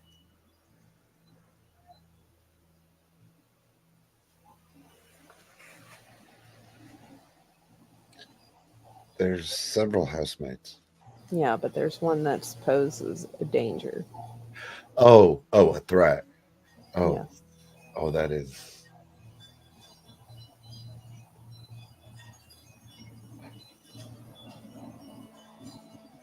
I will get with I get a sense that Mara is currently the person over everybody, correct? As the second housekeeper. Sorry, what? I get a sense that Mara is essentially not the person in charge, but second in command over the staff Second in command. currently. Yeah, the main housekeeper is too busy to be dealt with right now. So Mara would be your contact. I think we should get with Mara and organize a quick staff meeting of the staff in order to make ourselves known, and we can see who the housemaids are, and maybe they'll have a sign saying, "Hey, I'm danger." Well, you could get Anna to help out with that, and I could see if maybe when you guys are doing that, maybe Corbin could help me, like maybe go if we can narrow it down, go through any of their chambers while they're working to see if we can find anything that's telling. Yes, we just remember that Our true mission is covert. Yeah. We must be careful not to be obvious. Hmm.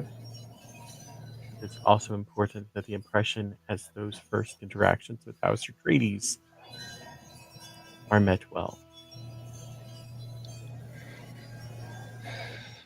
Yes, diplomacy is key.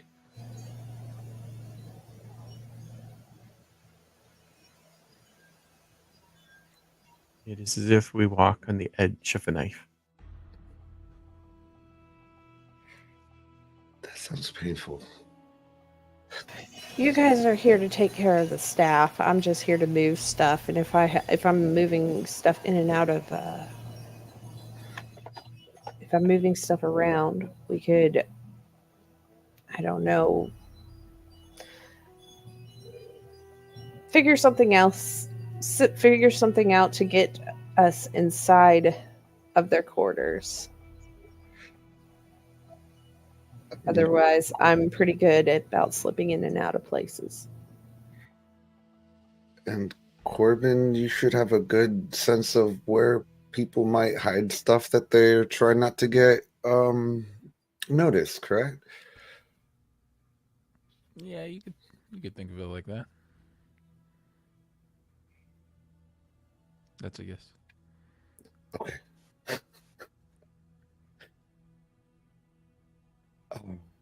Well, let's get settled in, and I'll talk tomorrow to get this set up, and we'll go from there. See if she has any suspicions of anybody. Like she doesn't trust somebody. I mean, up until a certain point, I didn't think she trusted us. But I'll bring it up.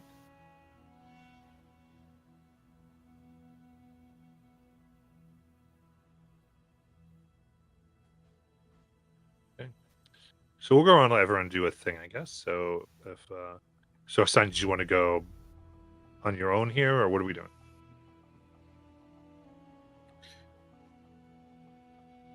I don't want to go on my own, but Then you pick something. Yeah. So much like Old God Cipher, this is very player-directed action. I led you here, and now it's very much this is. I gave a map in the Discord a little bit. It's your thing, and Oh, I didn't catch that one. I did. It's just a basic layout to give you some idea of what the rooms are, and so you can have some stuff. Okay. So to review, there's rooms you can check for traps. There's staff you can interrogate or ask questions of. Of course, you could like be very unsubtle, or you could get in and be next to them, or however you want to do this. There's interviewing, of course. Mara a little more, but there's a lot of approaches you can sort of take to figuring this out. Hassan would seek out Mara and just simply ask to have the staff gather at whether it be in the servants' quarters outside in the corridor or something along the lines, just a formation of everybody just to make introductions.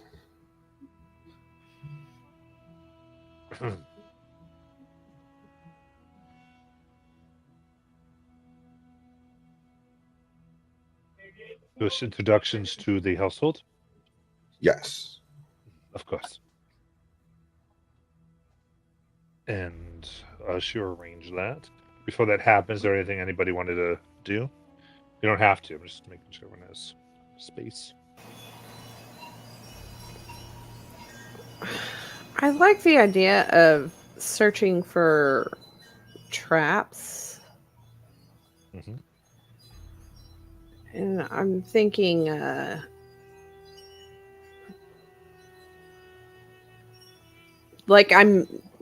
because she would be moving stuff, so she would be moving stuff into the family's living area. Probably So include Jessica's room and stuff. Yeah. yeah, so searching for traps in like in the family's living area, the main landing, main bedroom, the family bedrooms, and the guest bedrooms. You got it.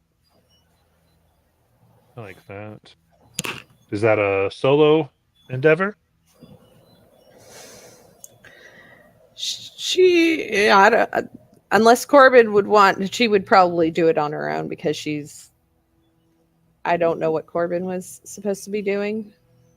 I had a similar idea in that while they have the staff meeting, Corbin would kind of act like a drug sniffing dog and go through their quarters and Okay, see. Yeah. yeah, I'll be up in the family. He'll be in the guest room, so it would be individual in each. Okay, so you're doing the same thing, but you're somewhat okay. Cool. Mm-hmm. I'm good. And where would Anna be?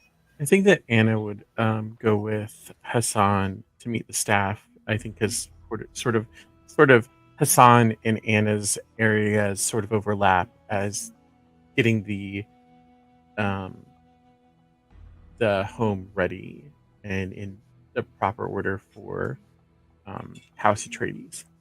Absolutely. I think that as she's walking, she'll observe how people are reacting to their presence. Sort of like to gauge what were things like. Like, do we know what things were like under House Harkonnen? Do we know how House Harkonnen is to sort of understand what kind of things they may have gone through?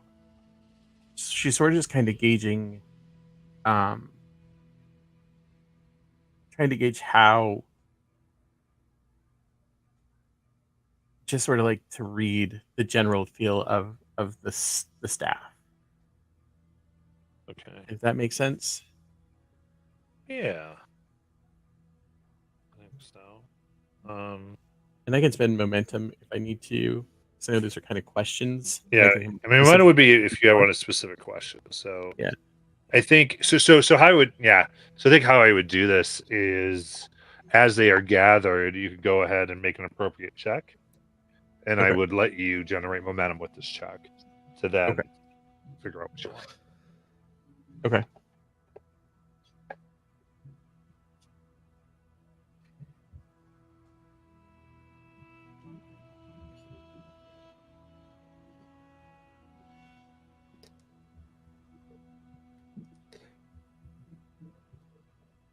Then I think we would move right into the lineup, so to speak, or is there something else in between?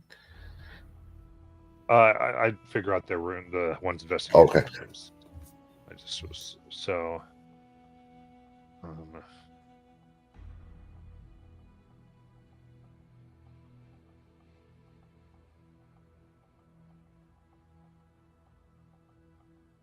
All right. So this is the top floor the two of you go into, and there are private rooms for residents and guests. Each suite does have a bedroom, sitting room, and bathroom facilities in order to take care of the needs that may be here. So both Talia and Corbin searching the room is going to be this is this is going to be under standard discipline depending on how you approach it, and it is a difficulty 3. Okay, so Corbin was looking at the maids, right? Yeah, Mhm. the servants. The rooms of the maid, the servants' rooms. I thought it was a guest. Okay, but still. Yeah. Okay. I'm sorry. So I'm a little confused then. I thought you were looking at the guest rooms for Chubbs. You're investigating the servants' quarters. The servant area. While I'm investigating. Okay. Well, Talia is investigating the family area, the main area for the family and guests. You got it.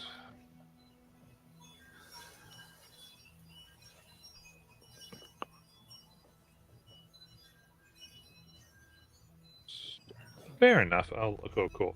I'm actually going to do. It's still going to be the same test, I think. So either understand or discipline. Okay. And then you can determine your drives.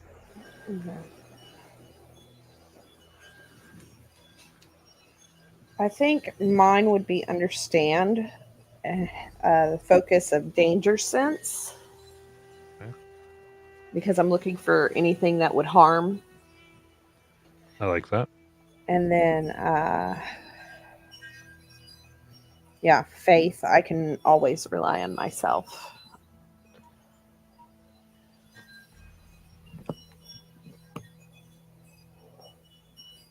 Because I don't think she thinks she could rely on anybody else to keep these people as safe as she could, to get these threats taken care of. Okay.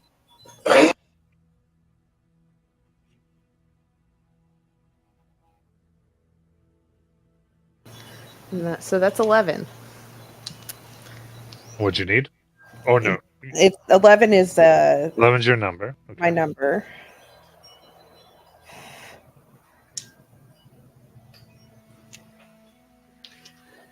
Okay.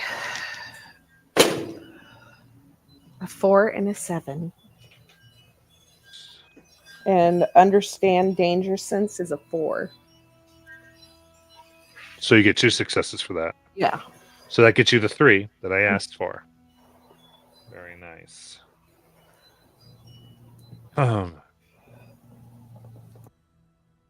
In the main quarters, you are taking a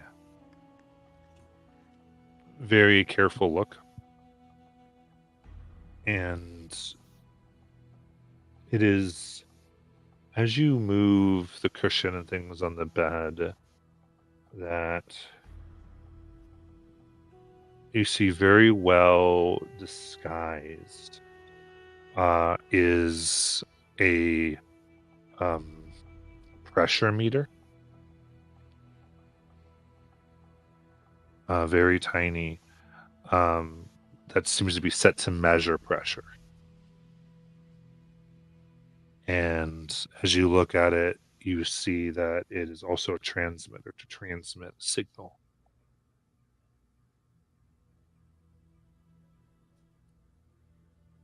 Looking also carefully around, you can see above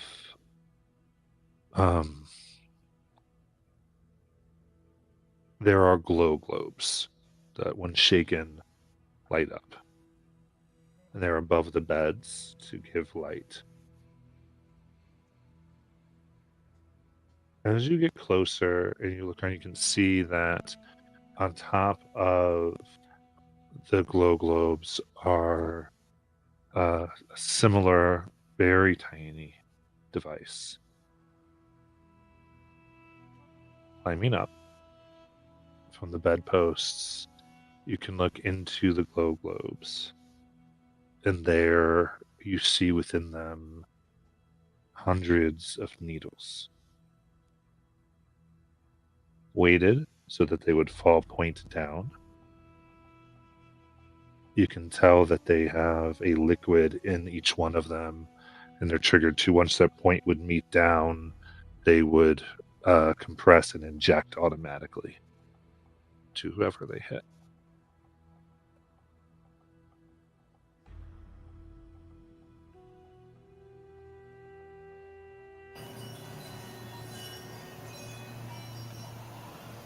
And that's all I found In this bedroom, yeah. in this bedroom. Okay, she would try and take care of these problems. Yeah. You're able to determine the nature of the trap then. Is as you take care of it, you can understand that this pressure timer is meant to sense how much pressure is on the bed and set so average human weight. But it has to be activated at that weight for an hour. As soon as they go to sleep. After an hour, it triggers. Mhm. So because of that, this isn't too hard to get out. It's not meant to trigger when someone touches or anything like that. That would have made it too obvious. Yeah. This is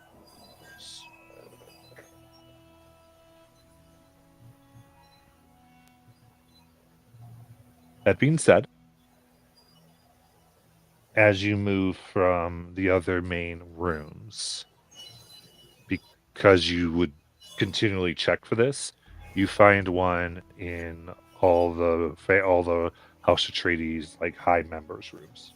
Mhm. The Dukes, Lady Jessica's private study, as well as Paul Atreides.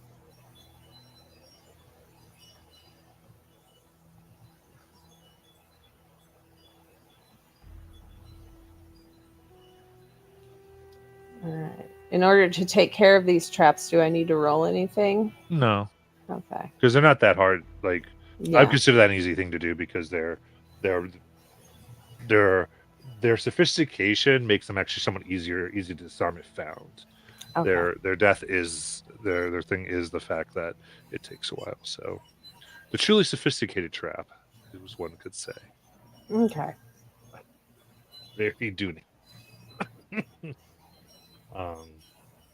Okay, Corbin. Um, all right, what are you looking at here? I was going to check the dormitories for both the male and the female while they're at the staff meeting.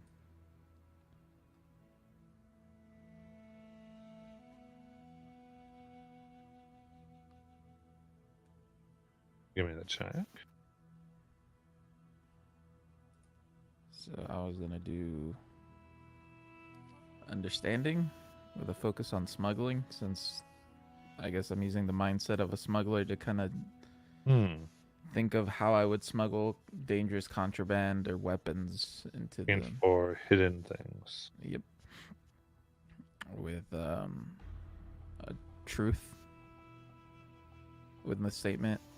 Everything catches up to you in the end with the mind. I guess the idea behind it is if you're doing something bad, it's gonna come back and get you at some point or another.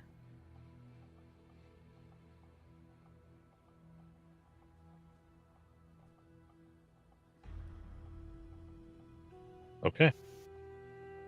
For a total of 5 and 7 is 12. Yep. I would like to spend 3 momentum to get 2 more die. Okay. So I would say normally this is done before the die is rolled. Yes. Okay, cool. I haven't rolled it I thought you did. I'm sorry, I thought it was your roll. My bad. yet. No. Okay, go ahead. So number 12. I got an 11 and a 12. 12. Okay, what was your target number?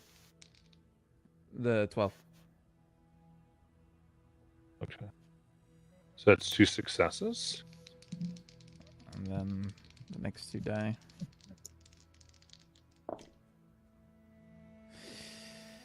Ooh. That is a 14 and a nat 20.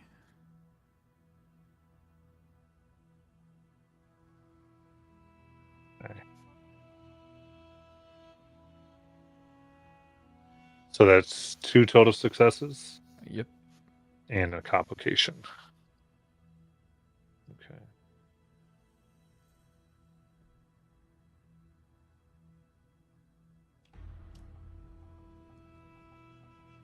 Okay. In that case,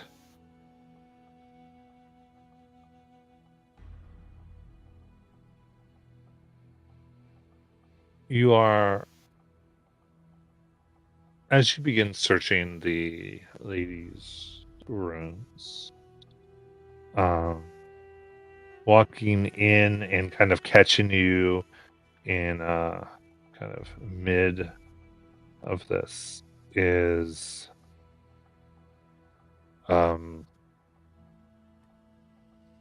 particularly A 22 age person. They obviously aren't from the planet, though they do have the servants' uh, clothing, and they come in rather um, smiling and get a face. What's you? What are you doing? What are you doing here?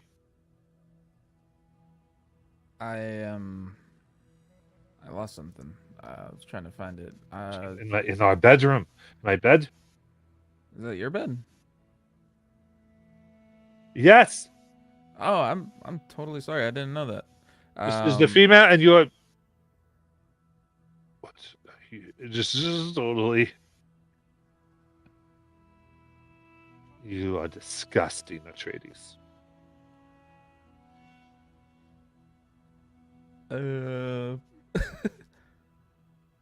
Get out. all right, all right.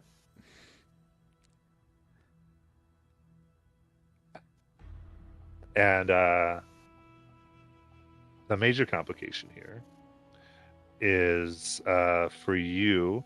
We're going to mark down that you are suspicious. Okay. You are clearly not where you're supposed to be to do your duties, and that is very strange in the house. Everyone's suspicious of you.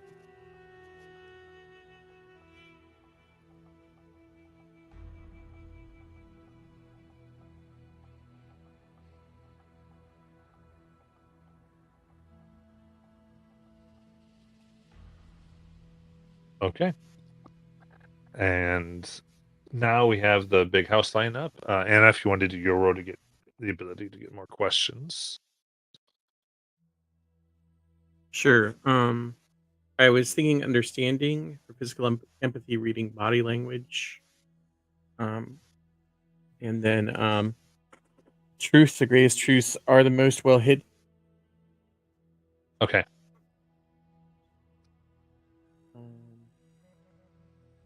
So to be 13 is the number that I'm aiming for under. And under 7 is, I guess, a crit because my understanding is 7. Okay. Got a 6 and an 8. There you go. That's 3 successes.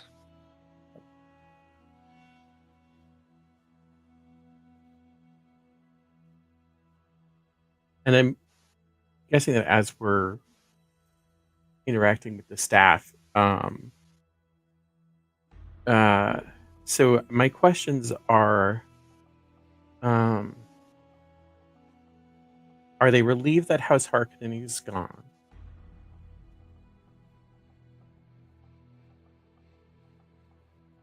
Like just the general feel, like not specific staff members, just as I've Yeah. watched people.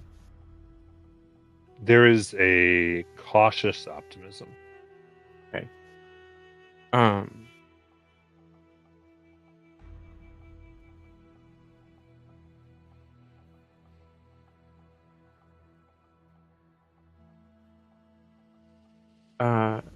do they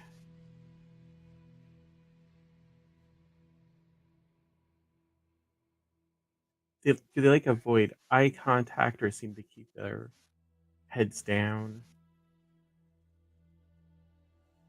Generally when being addressed publicly, so when Mara gets all of them together, they stand at attention. And will look when she is talking. So you notice when she would come to them or you would come, they would always lower their eyes slightly and not look you in the eye. It was a personal one-to-one conversation.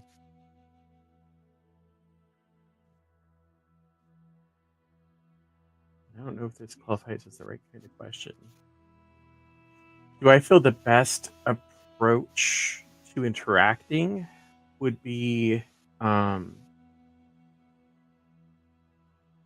like if something is done wrong is to approach it with kid gloves, as they've had a lot of maybe yelling or threats, sort of understanding how how best to approach anything that might be wrong that we need to address as we're um, preparing the residents for House Atreides. Absolutely. Her goal is to try and do her best to, like, at this point, it's not just about her our covert mission, but also putting House Atreides best face forward, sort of a thing, if that makes sense. Absolutely. So for that,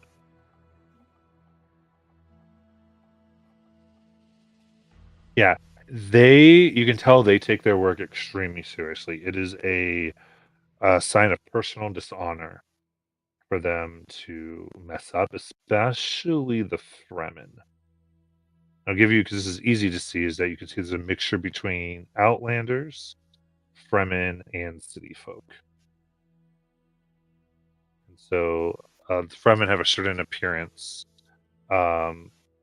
essentially. Then there's the Outlanders, who some have been here long enough to have their eyes turn blue, but not.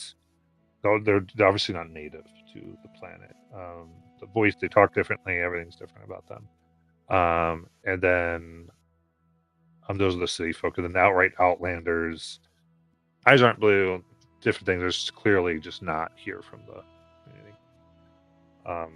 But the Fremen especially take everything very serious. They care a lot about being worth their water, so it's like harsh words on top of their already thing does not do well for them. Then that can be said fairly well for some of the other ones as well. They just don't take it as seriously. But most we hear do, they don't want to be put out of the house here. So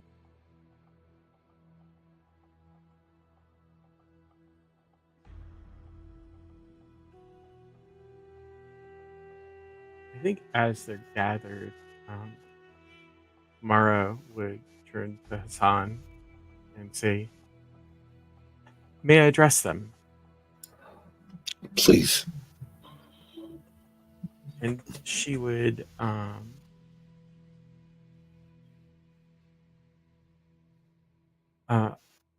I am Anna Margrave. I am a handmaiden to Lady Jessica, who will be joining us in a short time. We have had the great opportunity to already interact with Mara and have found her service most pleasing. This is a new opportunity for House Atreides, and hopefully for you and the people of Arrakis. The Duke will formally address you, I am sure, when he arrives. But I am confident that if Mara is an example of how devoted you are to your work, that the Duke and Lady Jessica will be pleased with the work you present.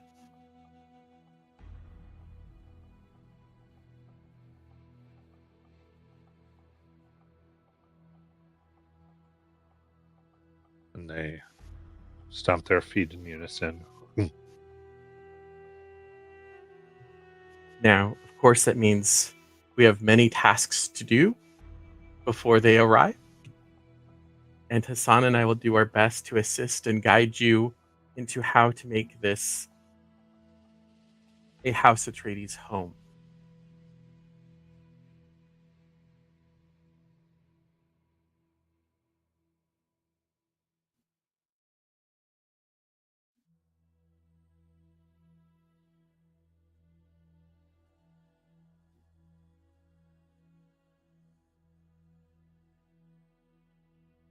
And that's where she'll leave it.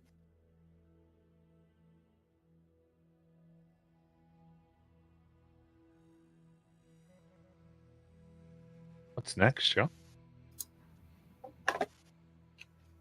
While they're lined up, are they?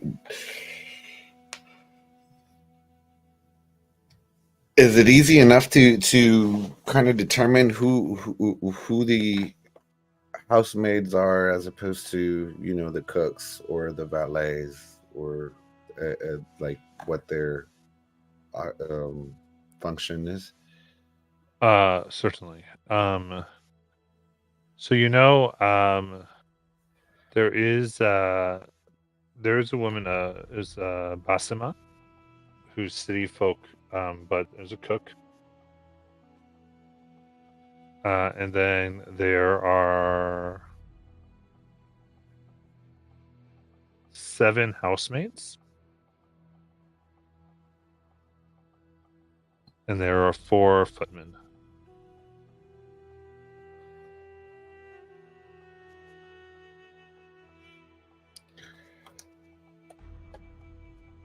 Um, what's the best way to go about this?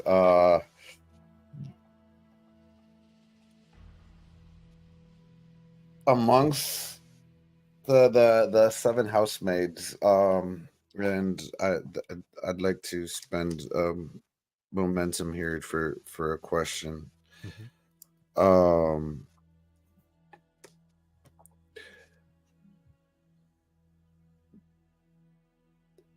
Do any of them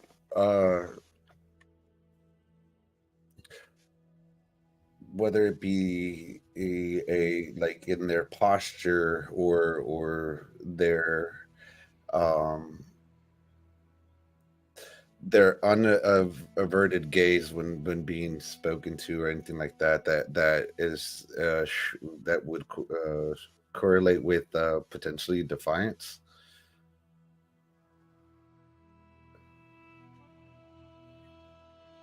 given that we know that was the information Talia had gathered. Well, right now there's a particular one who seems very upset. Her name is Arazi.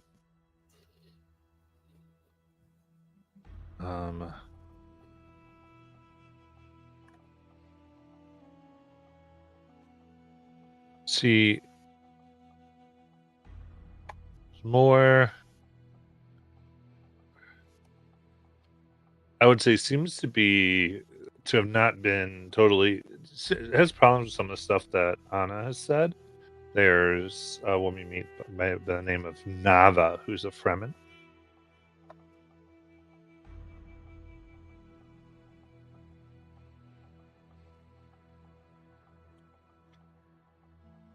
So Arasi was upset, and Nava kind of showed a little bit of discordance, but based from what Anna was saying. Yeah. Jamelia, who's city folk, just seems nervous.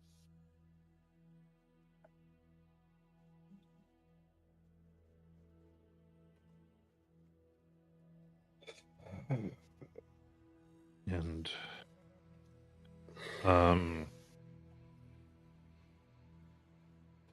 as does a bit of Whistle, who's another city folk.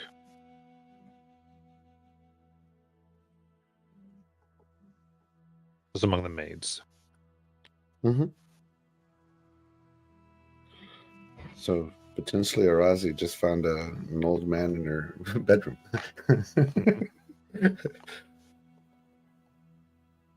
um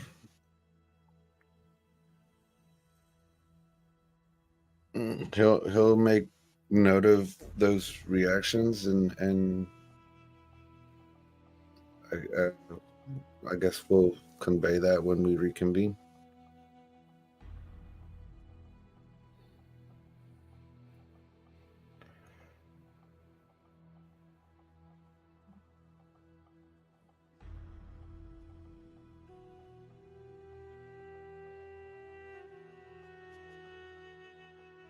All right. Anything else before you'd get together?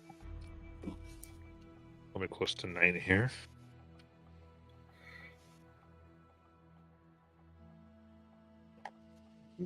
No, I think that just a remainder of what would be done is trying to get some of their official duties done. I think as far as Anna goes, moving any of the stuff we brought, the chambers, sort of planning how they would lay out rooms and stuff. So nothing super intensive to the game, I think. Okay.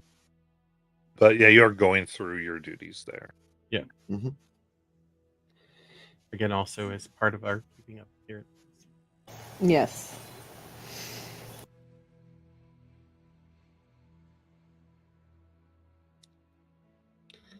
Good.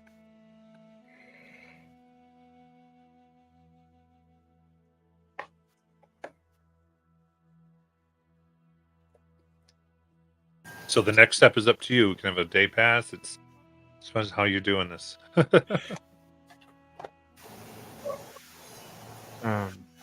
So the next day, I would like to try and reach out to. I have a Benny Jesuit sister here on Arrakis, and I'd like to reach out to her and see. So I guess my question for her is to be: is she aware of any ways that communication was like any kind of type of secret communication? You know, as many Jesuits have a way of speaking between words, sort of like, does she know? Like, I'm not trying to do that, just but like, are there maybe systems of communication that are not widely known that maybe House Harkonnen was using? Hmm.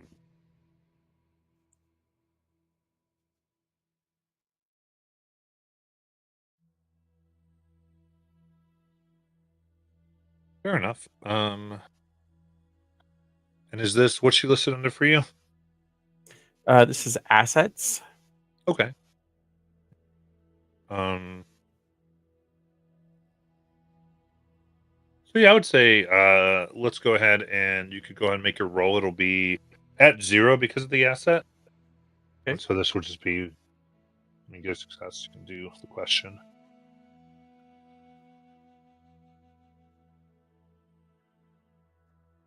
Um, so I think I'm gonna go with faith as the drive.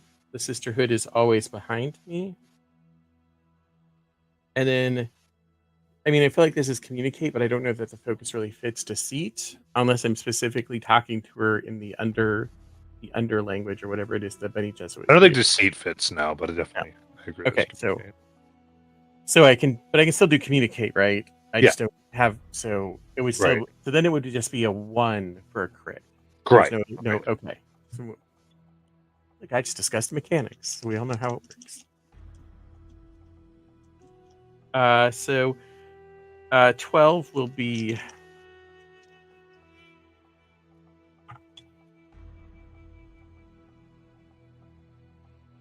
um 13 and a 16. Can I go ahead and use what's it called? That lets me get the automatic success. Drive As long as determination. yeah, was your drive, did your drive go along with your, it did, right? Yeah. So yes, you can use it. Does it yeah, okay. So yeah, it went along with faith, which is Then yes, you sisterhood can is use it. always behind me, which is a 7.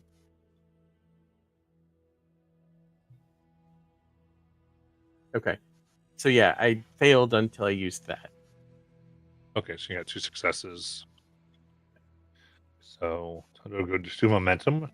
So your first one was communication. Hmm. Should tell you.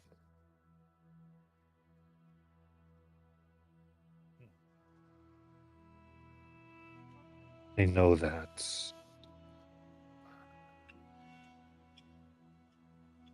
one who was sleeping, a sleeping Hakonnen, was awakened.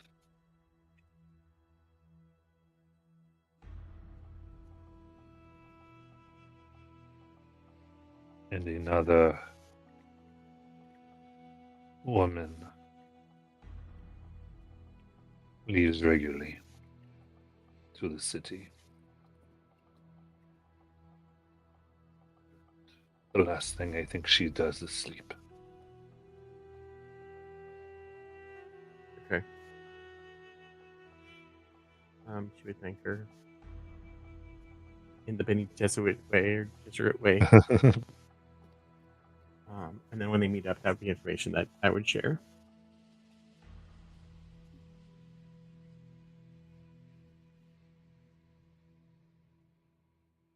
Okay, so one leaves for the city Hmm.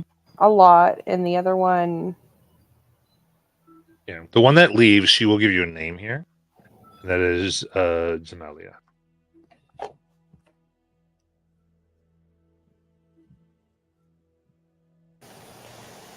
Genalia. And what was the other one?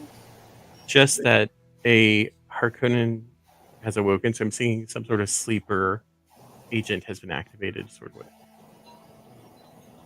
So potentially, we now have two threats, or it's the same one. Okay.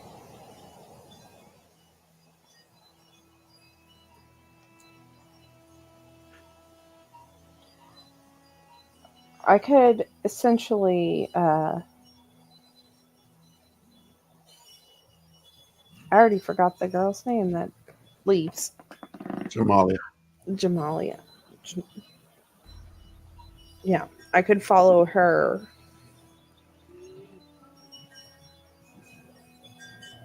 And see what she gets up to. Yes, I think that would be a great use of your talents. Stealthily follow her, see where she goes. Hey, Afui, why don't you ask your question as Hassan? Oh, do how how do you think it's going to be best to approach this? Do we try to keep an eye on the staff throughout the day, or should we try to confront them on a one-on-one basis? Or I know we're trying to keep everything low key, but what do you guys think? I feel that we should investigate more until we have something to confront them about.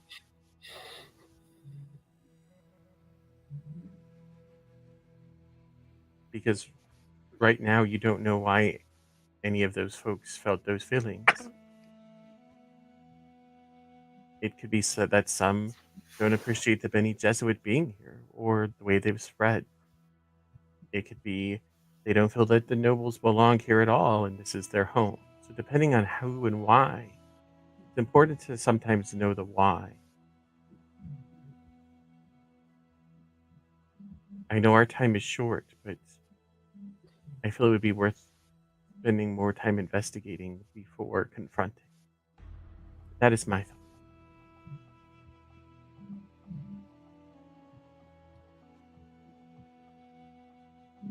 Then as we're easing this transition, we just need to be a little more vigilant with them, with those in particular, to see what we can ascertain.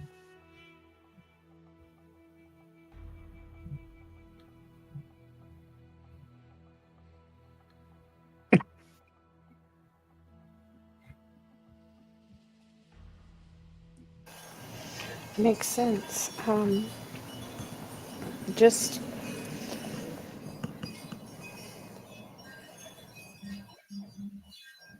uh,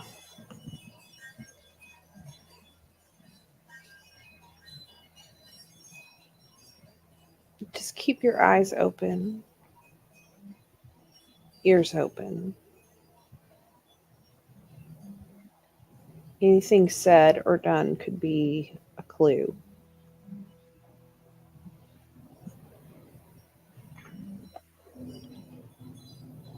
I will do that.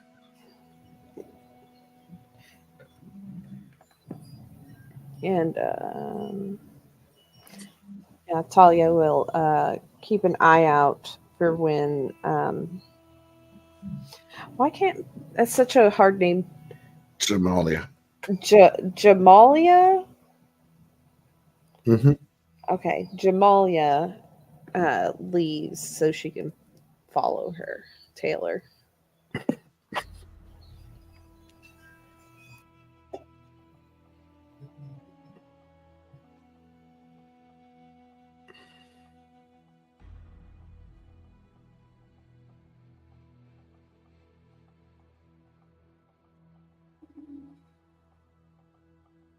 So we're tailing Jamalia? Yeah. Okay. Is this a group then? I did not think that the whole group was going. Up to you. I was thinking maybe Talia and Corbin follow if they felt like it needed to be a two-person thing. But specifically, I know that that's kind of Talia's specialty. Cool. We'll say you're. Well, yeah. Actually, the way this works is pretty easy. So, because you're only the way we would do this, you only likely be one zone away, so you can get there fairly quickly. Or dramatic persona and all these sorts of things. So, we'll keep it a little loose. So, very cool. So your idea here is to follow Jamalia? Yeah, follow Jamalia, see what she's getting up to because she leaves so often. Okay. So who all is going to this? It's just Hassan and Talia, or Is Corbin gonna go? Yeah, he'll tag along. Okay. So just Corbin and Talia. oh, Hassan's not going? No, Hassan's staying back. Okay. Perfect. In that case, I think this is probably pretty clearly a move challenge to tail. And I have stealth for my move. Well, there you go. Yeah. You can tell me what you feel like is your statement. Not statement, your drive rather. But if you have a statement that takes precedence.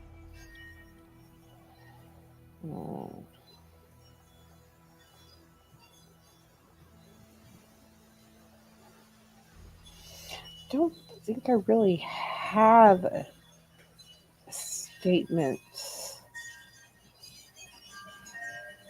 because Corbin is coming with me, so I'm not just relying on myself on that one. Yeah.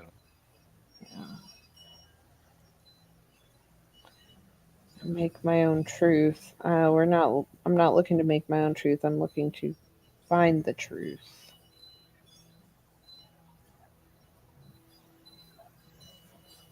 I guess I'm gonna have to go with just duty on this.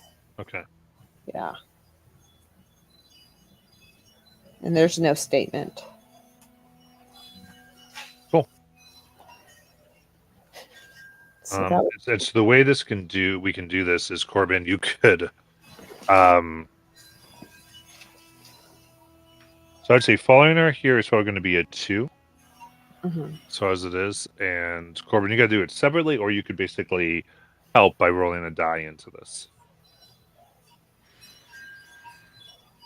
So depending on how you want to do it. I'll do it by rolling a die into this. Okay. So you're still go by the process. You just roll one die. So Tanya, give me yours. all right. So I need 10. I got a 10 and a 17.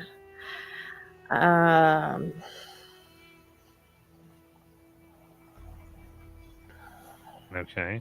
So that's close to a fail here. Corbin. And then I roll a single die, we said, right? Yeah, using the same system, so you got to see where you are. So we need a 10 or below. Nat 1! Woo! So you throw 2 successes over to this. There you go. Look at you. Ooh. It feels so weird to cheer on that one. In classic D&D in combat, you were rolling for low numbers, and in normal stuff, you're rolling for high numbers. So you just have to do both.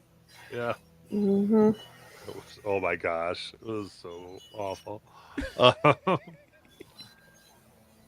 So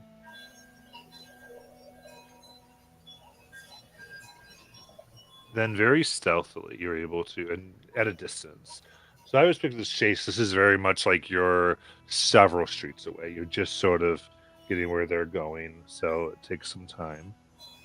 And she does travel suspiciously, looking behind her, causing you to have to stay back, often checking if anyone is watching. You also see she seems to be carrying something fairly heavy in a satchel as she moves.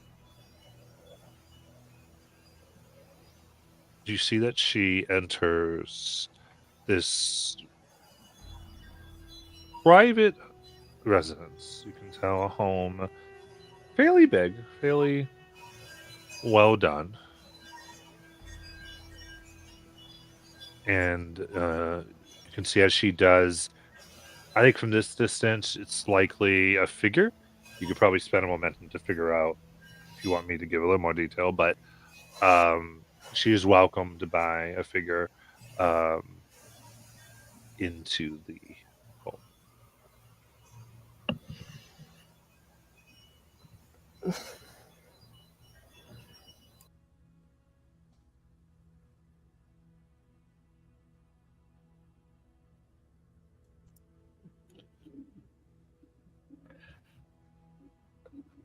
I have a momentum for you guys if you need it.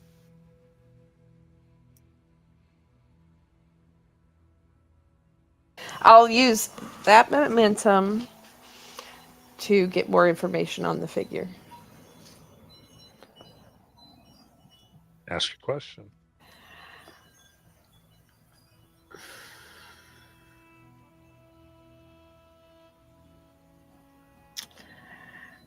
Oh, goodness. How do I want to put this?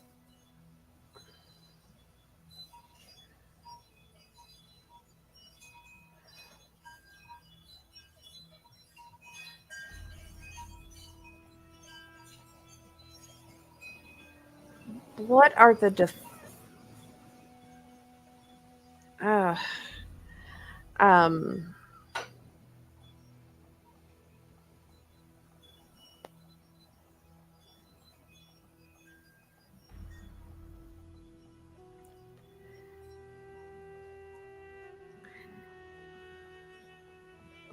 I don't know how to like what question to ask here. I don't know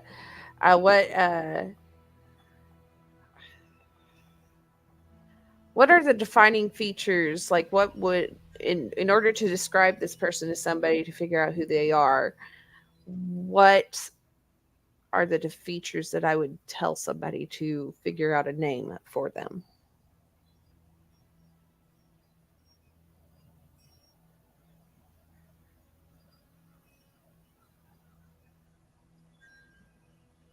I think.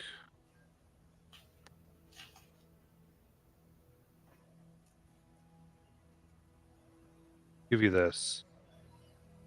You see the greet, and there's like they have this long, maybe brown hair around them.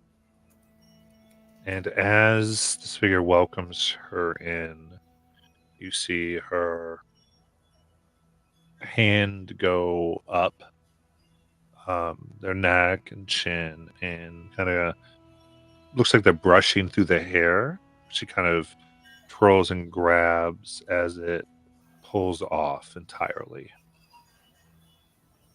And you see a hairless head.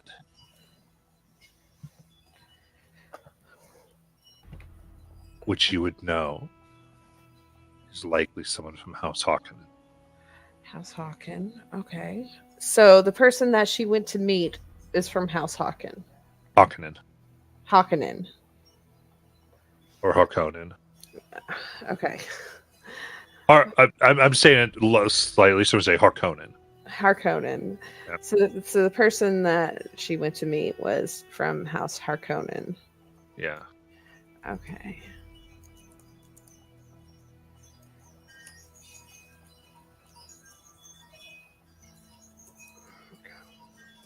And she had some heavy object with her.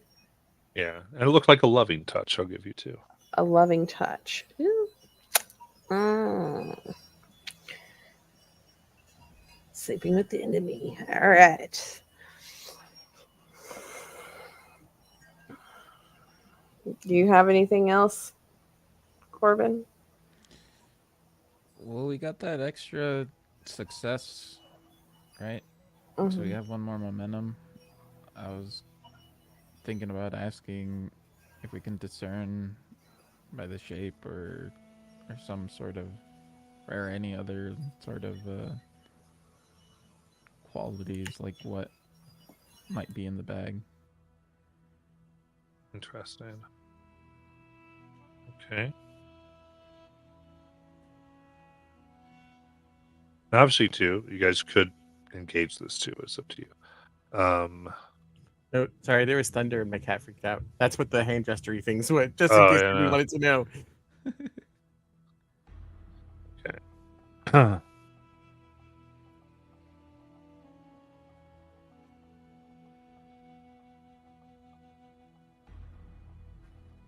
So, getting that. Give me 1 second.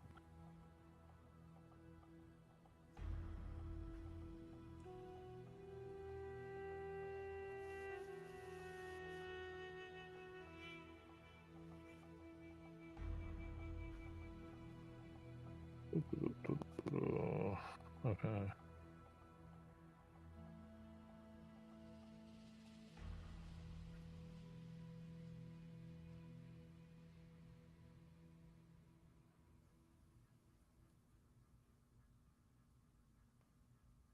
Okay, there we go.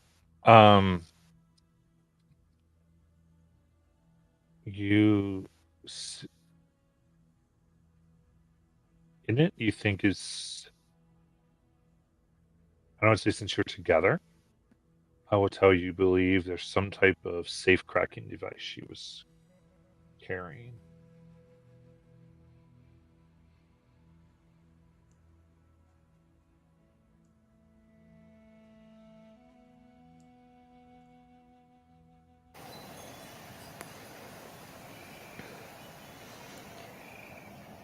Maybe we can go back while she's out and check her room. Well, I guess I could check her room. Didn't you just get in trouble for checking their rooms? Yeah.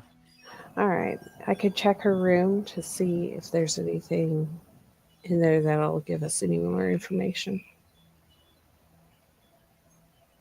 Sounds good. I'll All say, right. depending on how you want to play it, you could ask your colleagues to do it too.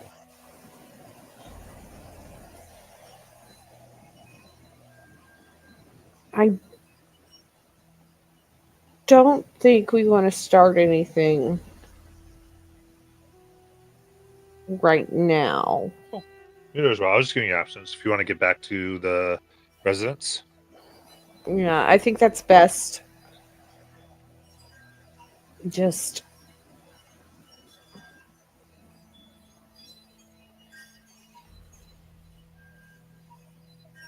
let's get back to the residence, and if she returns before I'm done checking her room, then one of you guys needs to stall her.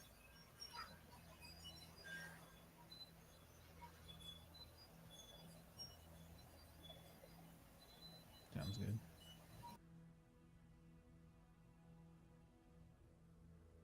Um,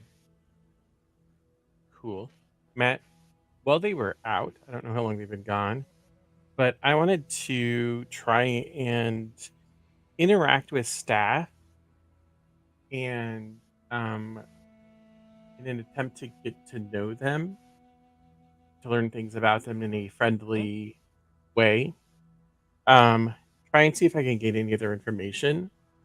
And I was thinking I would use communication deceit and, oddly enough, truth. Um, the greatest truths are the most well hidden. Since, and you could tell me I'm overthinking Benny Jesuits, but just sort of their ability to read reactions and to gain deeper truths from what people say. People may not realize what they're saying. Absolutely. So I would say probably want to go by certain ones. Who do you want to focus on? So if Hassan is okay, I'll go off his list of folks. There were the three folks that three of them. There was one off-worlder who was very uncomfortable. There was Wasal, Nava, and RC. I think RC was upset. Nava. Yeah, I would say. Oh, Nava was upset. Yeah, Nava was upset. So no, one was upset because I think somebody was in the room. But Nava didn't seem too crazy about the things that I was saying. Mhm. And then there was one who was the off-worlder who just seemed just uncomfortable, I think. So Wasal was a city folk that was nervous along with Jamalia. Who you all just followed. Mm-hmm. Okay. Then I guess I wouldn't have talked to her because she's not there. Not Jamalia. So it would have been the other two.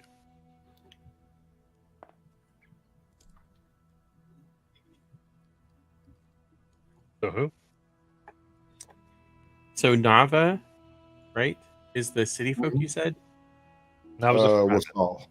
Nava's the Fremen, right, who didn't agree with some of the things that Anna was saying. Wasal was a city folk. Who was the one who was just seemed generally nervous. Mm-hmm. So those folks. Okay. So which one first? Let's go with the one who just had a general air of nervousness.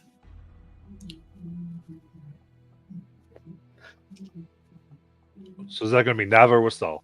Wasal. Wasal was the one who just had the general air of nervousness. Yeah. Thank you. I figured that Nava might be a harder egg to crack since I specifically was saying things that she didn't agree with. So, so my target number is 11 or lower, and both of these have one has they have focus, one has a statement. Nice. So I think you guys So could 5 or lower is the crit. I understand. Should give me our goals here.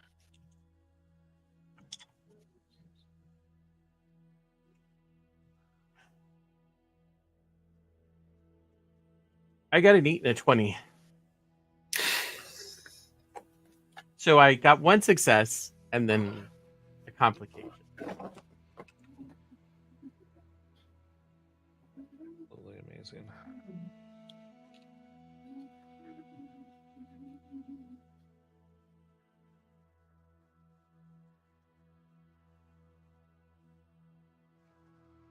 In that case,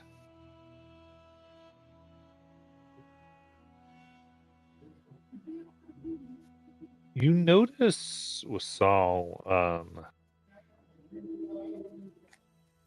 So how many successes did you get? I got one. One success. Okay. I would say you would notice Wasal.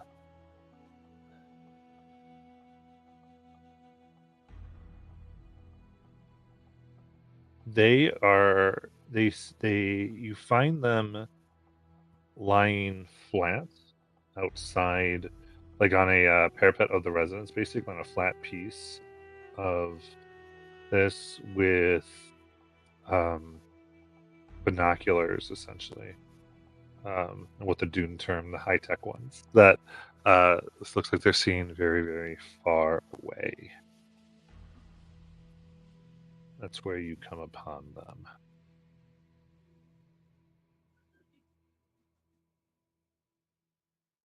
And as you watch them and start to try to get this idea,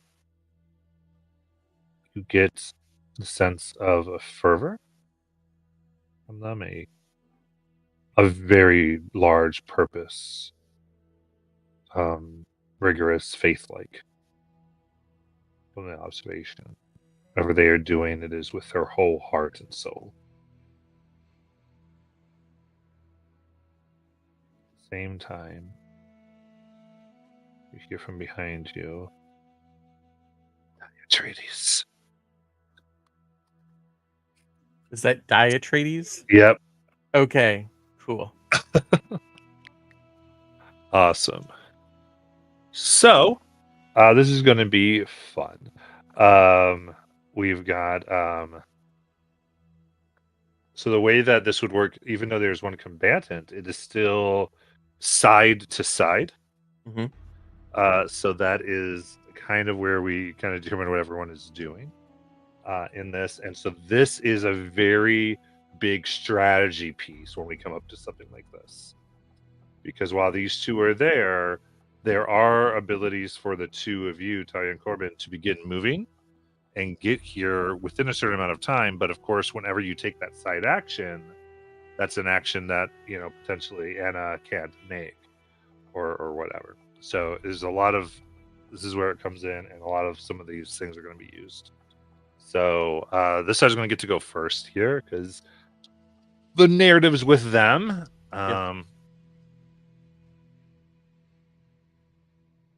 So they're reveal their thing. So they're going to go ahead and they have a 7 for their skill with their focus, and they believe they serve the strongest master for the duty. So they actually get a 14 is what their target is. And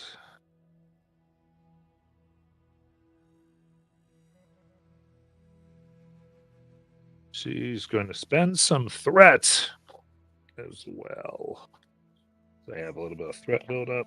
Threat? Where'd that come from?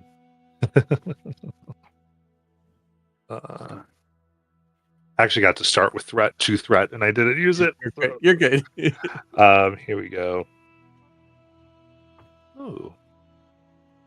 She didn't crit at all. Okay. I'm happy to hear that. But she can re-roll a single d20, so she will. I'm less happy to hear that. She gets a 1 on that one. I'm super less happy to hear that. Okay, so that gets her to 4 successes on this. So that definitely goes and hits. So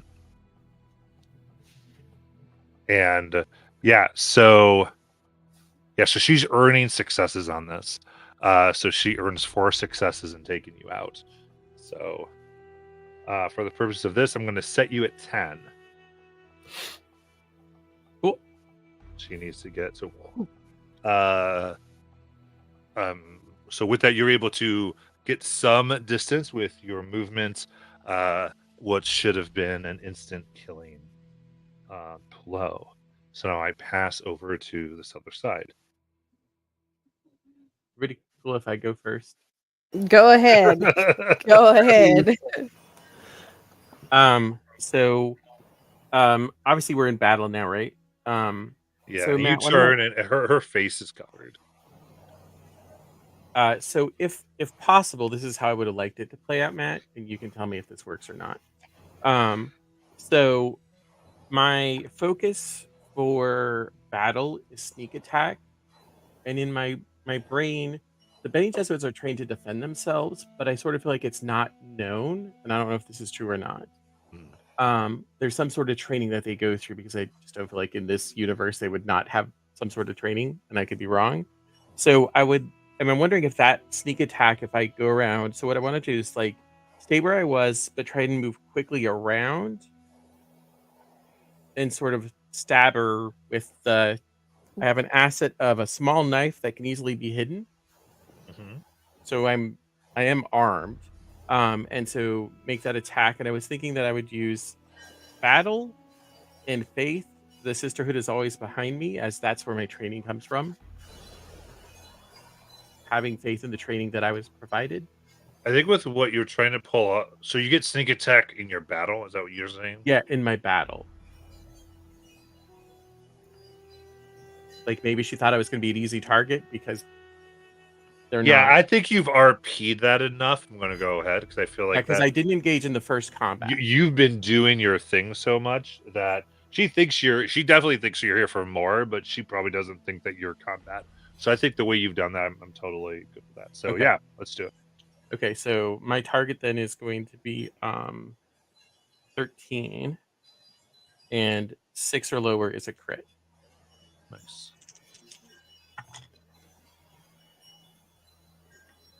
I've got a 6 and a 9. So if a 6 is a success, that a crit, that's 2 successes and a 9 for. Wait, I rolled a d12. Maybe I should roll another d20. What do you think? Oh, a Amazing. 2. So both critted. So total of 4 successes. Okay. Perfect. I like that. Okay, so man, that's a lot of successes. That's nice. Very cool. So I will say we're just going to be elongated. So what we do is we set it to 10, but for you, every success gets you 2 points to that 10. So you actually scored 8 in getting to her with that because you got those mad crits. So that's very good. But of course, now you've not sneak attack's been used in that sense, right? Because now she knows. Yeah, that's fine. If that makes sense. So very cool. And I feel like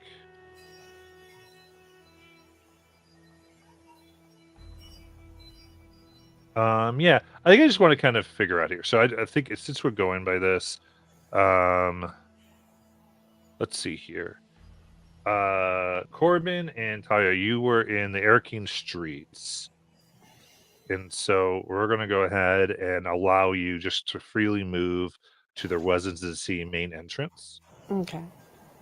if that works. Yeah. And then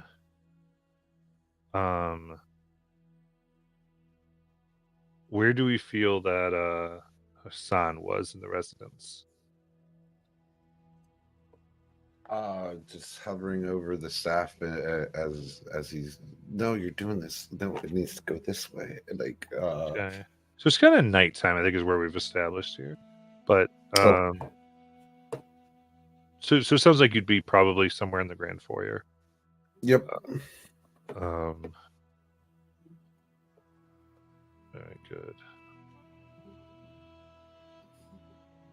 Cool. In that case, we can say that.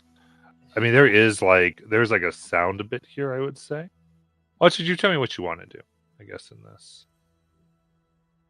because I'm good with like an idea that you guys kind of know something could be happening, whatever that is. So with that, you could basically in a round go from grand foyer to upstairs landing. Okay.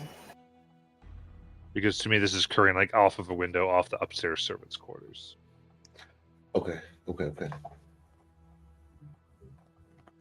So zone, you get to main landing. So we kind of keep track of some of this. And then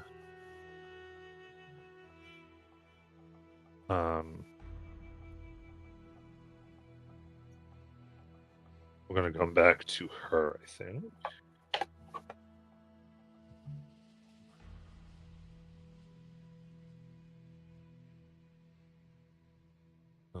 I got one more threat, so I'm going to use it.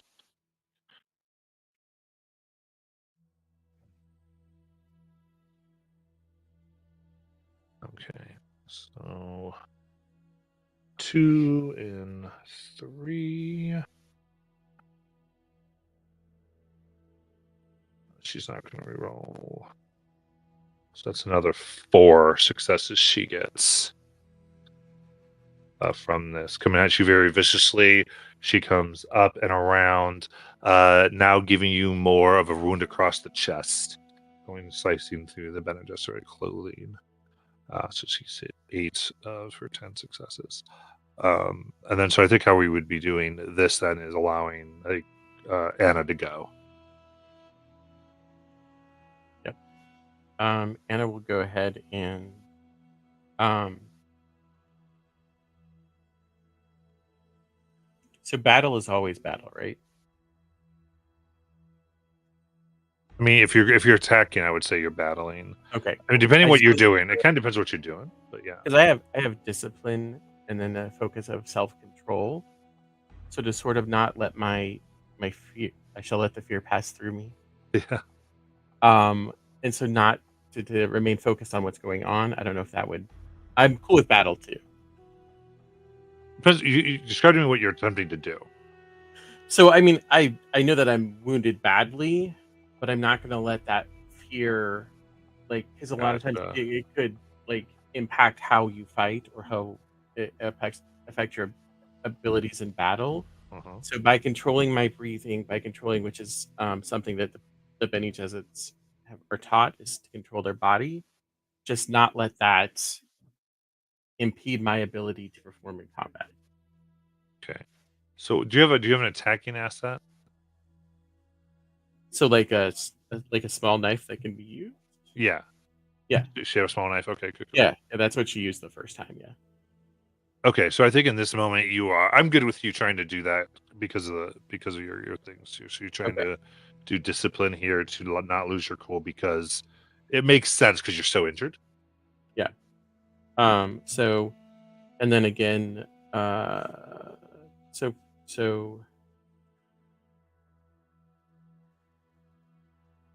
again, relying on the Jesuit training, I was being faith, if that works. Mm-hmm. The sisterhood is always behind me.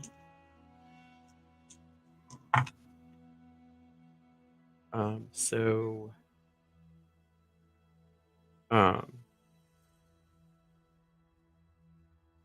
my target was 13. I rolled a 2 and a 19. Okay.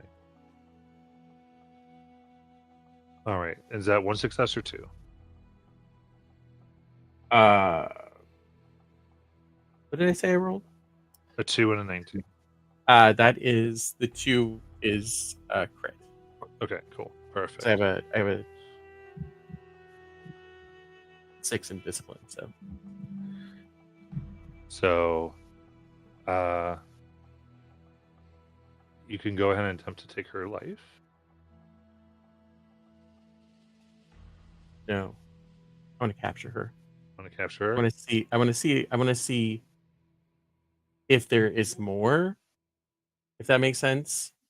I mean, no, I want to end the threat. So yeah, I guess I'll kill her. Okay. It's up to you. You could do either one. The capture will require an additional check. No, And then she'd be alive if you don't. I think do it. I'm too hurt to try and allow that to. It just doesn't logically make sense. Okay, you got it. Yeah, just too much to where you'd have to Yeah. go through. I would say in a moment, this is what I'll give you with the faith thing. You get this as a fight to your they have no desire to be captured alive. Yeah. So Okay. they would fight tooth and nail, like they would lick their arm break to get a killing blow. A zealot. Okay. Yeah. So with that, the small knife to the chest, and you fall kind of on top of them. And you lay as the woman before you drops her binoculars. And I think thematically, I like all the rest of you arriving in the moment. Yeah. Yeah. Yeah. What do you want to do? You see the scene quickly inspecting. You see that this is Shala. You did not suspect.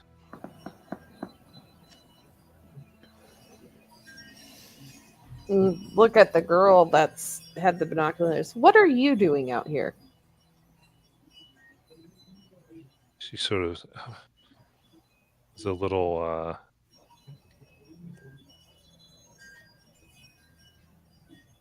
obviously taking him back here. And sorry, stuff here. I, I was watching you and the other. Why?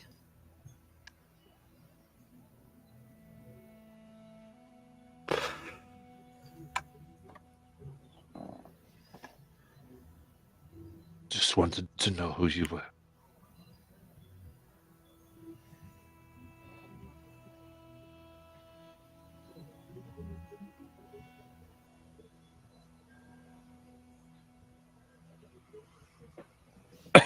By the raucous, Mara arrives.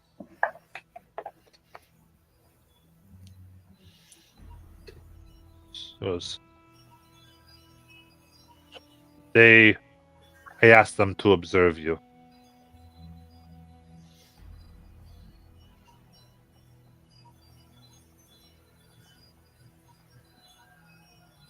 We wanted to know who was here.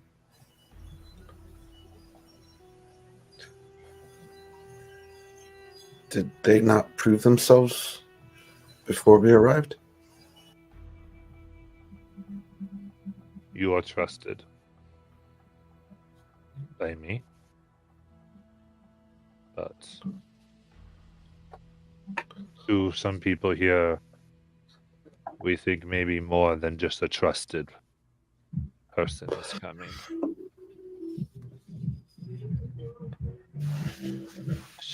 That is all. Well, This you was do know that one of your girls is having relations.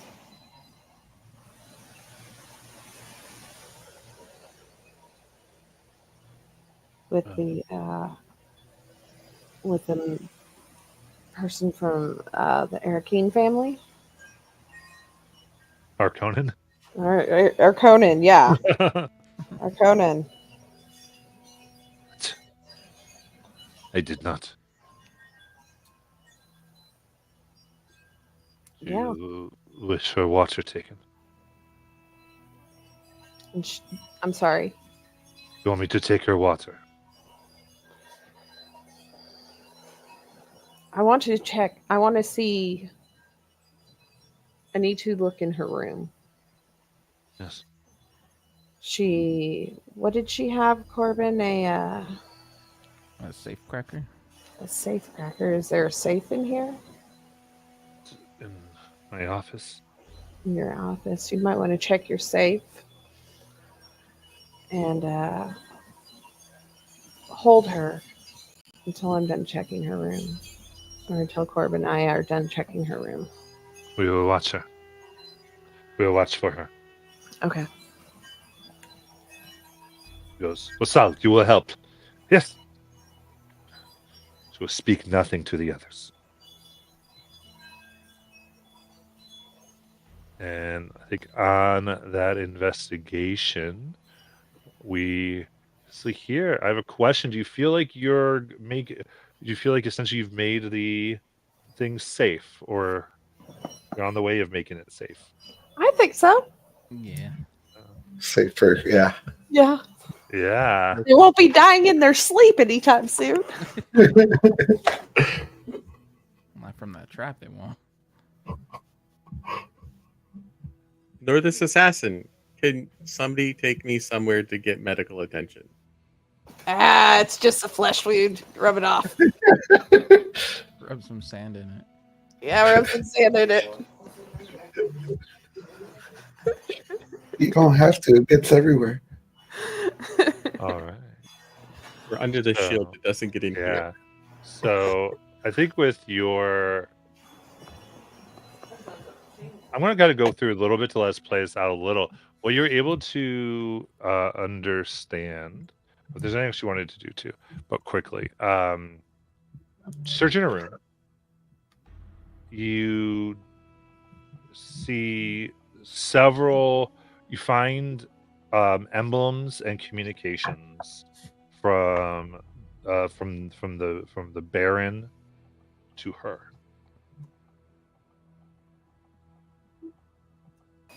No bueno.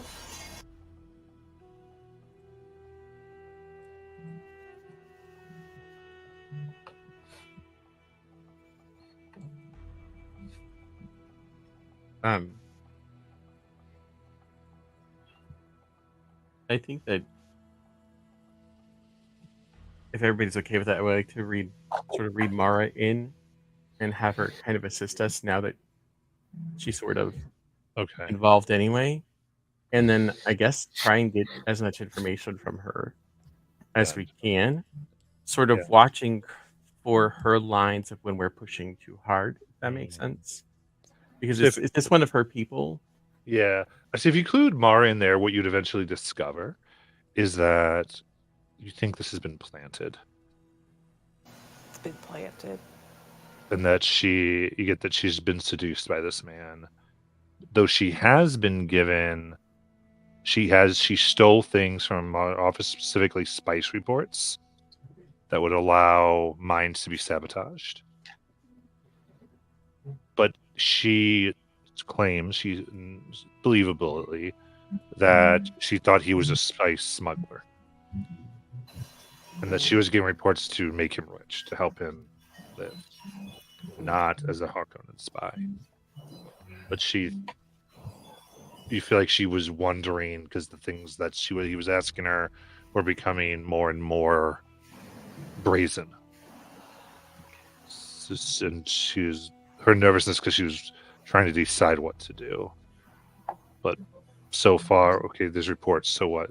And is horrified that he would frame her. Yeah. So what did you decide to do with her? I feel like she needs to be punished in some way, but not. I think in a way that she learns her lesson. Does that make sense? I sort of feel like that's not for us to decide. I think we keep her as a prisoner until the Duke arrives. And then he decides. Is that the wrong thing? I'm just thinking of like how nobility works and like we're servants. Like, you were told to handle things. Yeah, we were Okay, told to handle cool. things. I feel like they give authority in treaties. Cool. I feel like she made a bad decision and she was lied to. She was tricked and she's naive. She's young, right? 22. 22. She's young.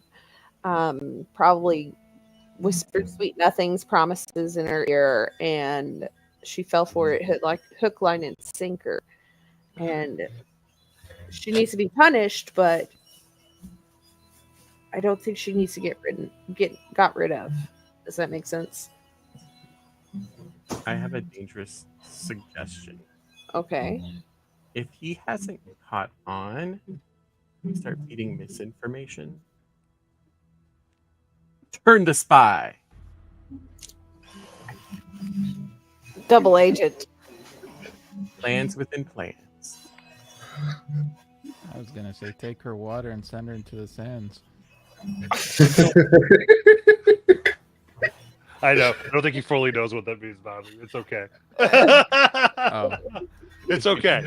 If you take her water, you take her life. Lifeblood, water and blood. Yeah. Oh yeah. No, I They kind of view figured. blood as water. We said send to the sands. I was like, It was like spread it to the sands. Oh, maybe you were thinking like spread across the sand. No, Because like, that happened like, in one of the. I meant like banish her without any water. Oh, Right, yeah. yeah. Yeah. Taking water. Okay. Then, yeah, go ahead. Also, the assassin was she was another one of the housemaids, right? Yes. Did we check her room? Checking her. She's clean. Clean. Of course she's clean. Which They're I think leads to this is not a real agent to Jamalia, right? You don't find evidence. Mm-hmm. It was all planted. Jamalia was innocent. She didn't know.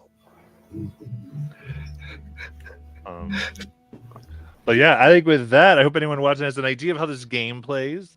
You can see how it might work and a lot of the intrigue that you can come up and what could happen. So we're going to be back on here a little bit doing our Saturday night game with all four of these folks and more. But thanks for watching. 3, Oh, guys, I didn't tell you I'm guest starring tonight. Oh, three. Damn it. Matt, it Bobby see all used four to of us. play. It Bobby used to be used all to four of us, play. Matt. You're good. Yeah. You're good. I got you. You're good. I blocked it.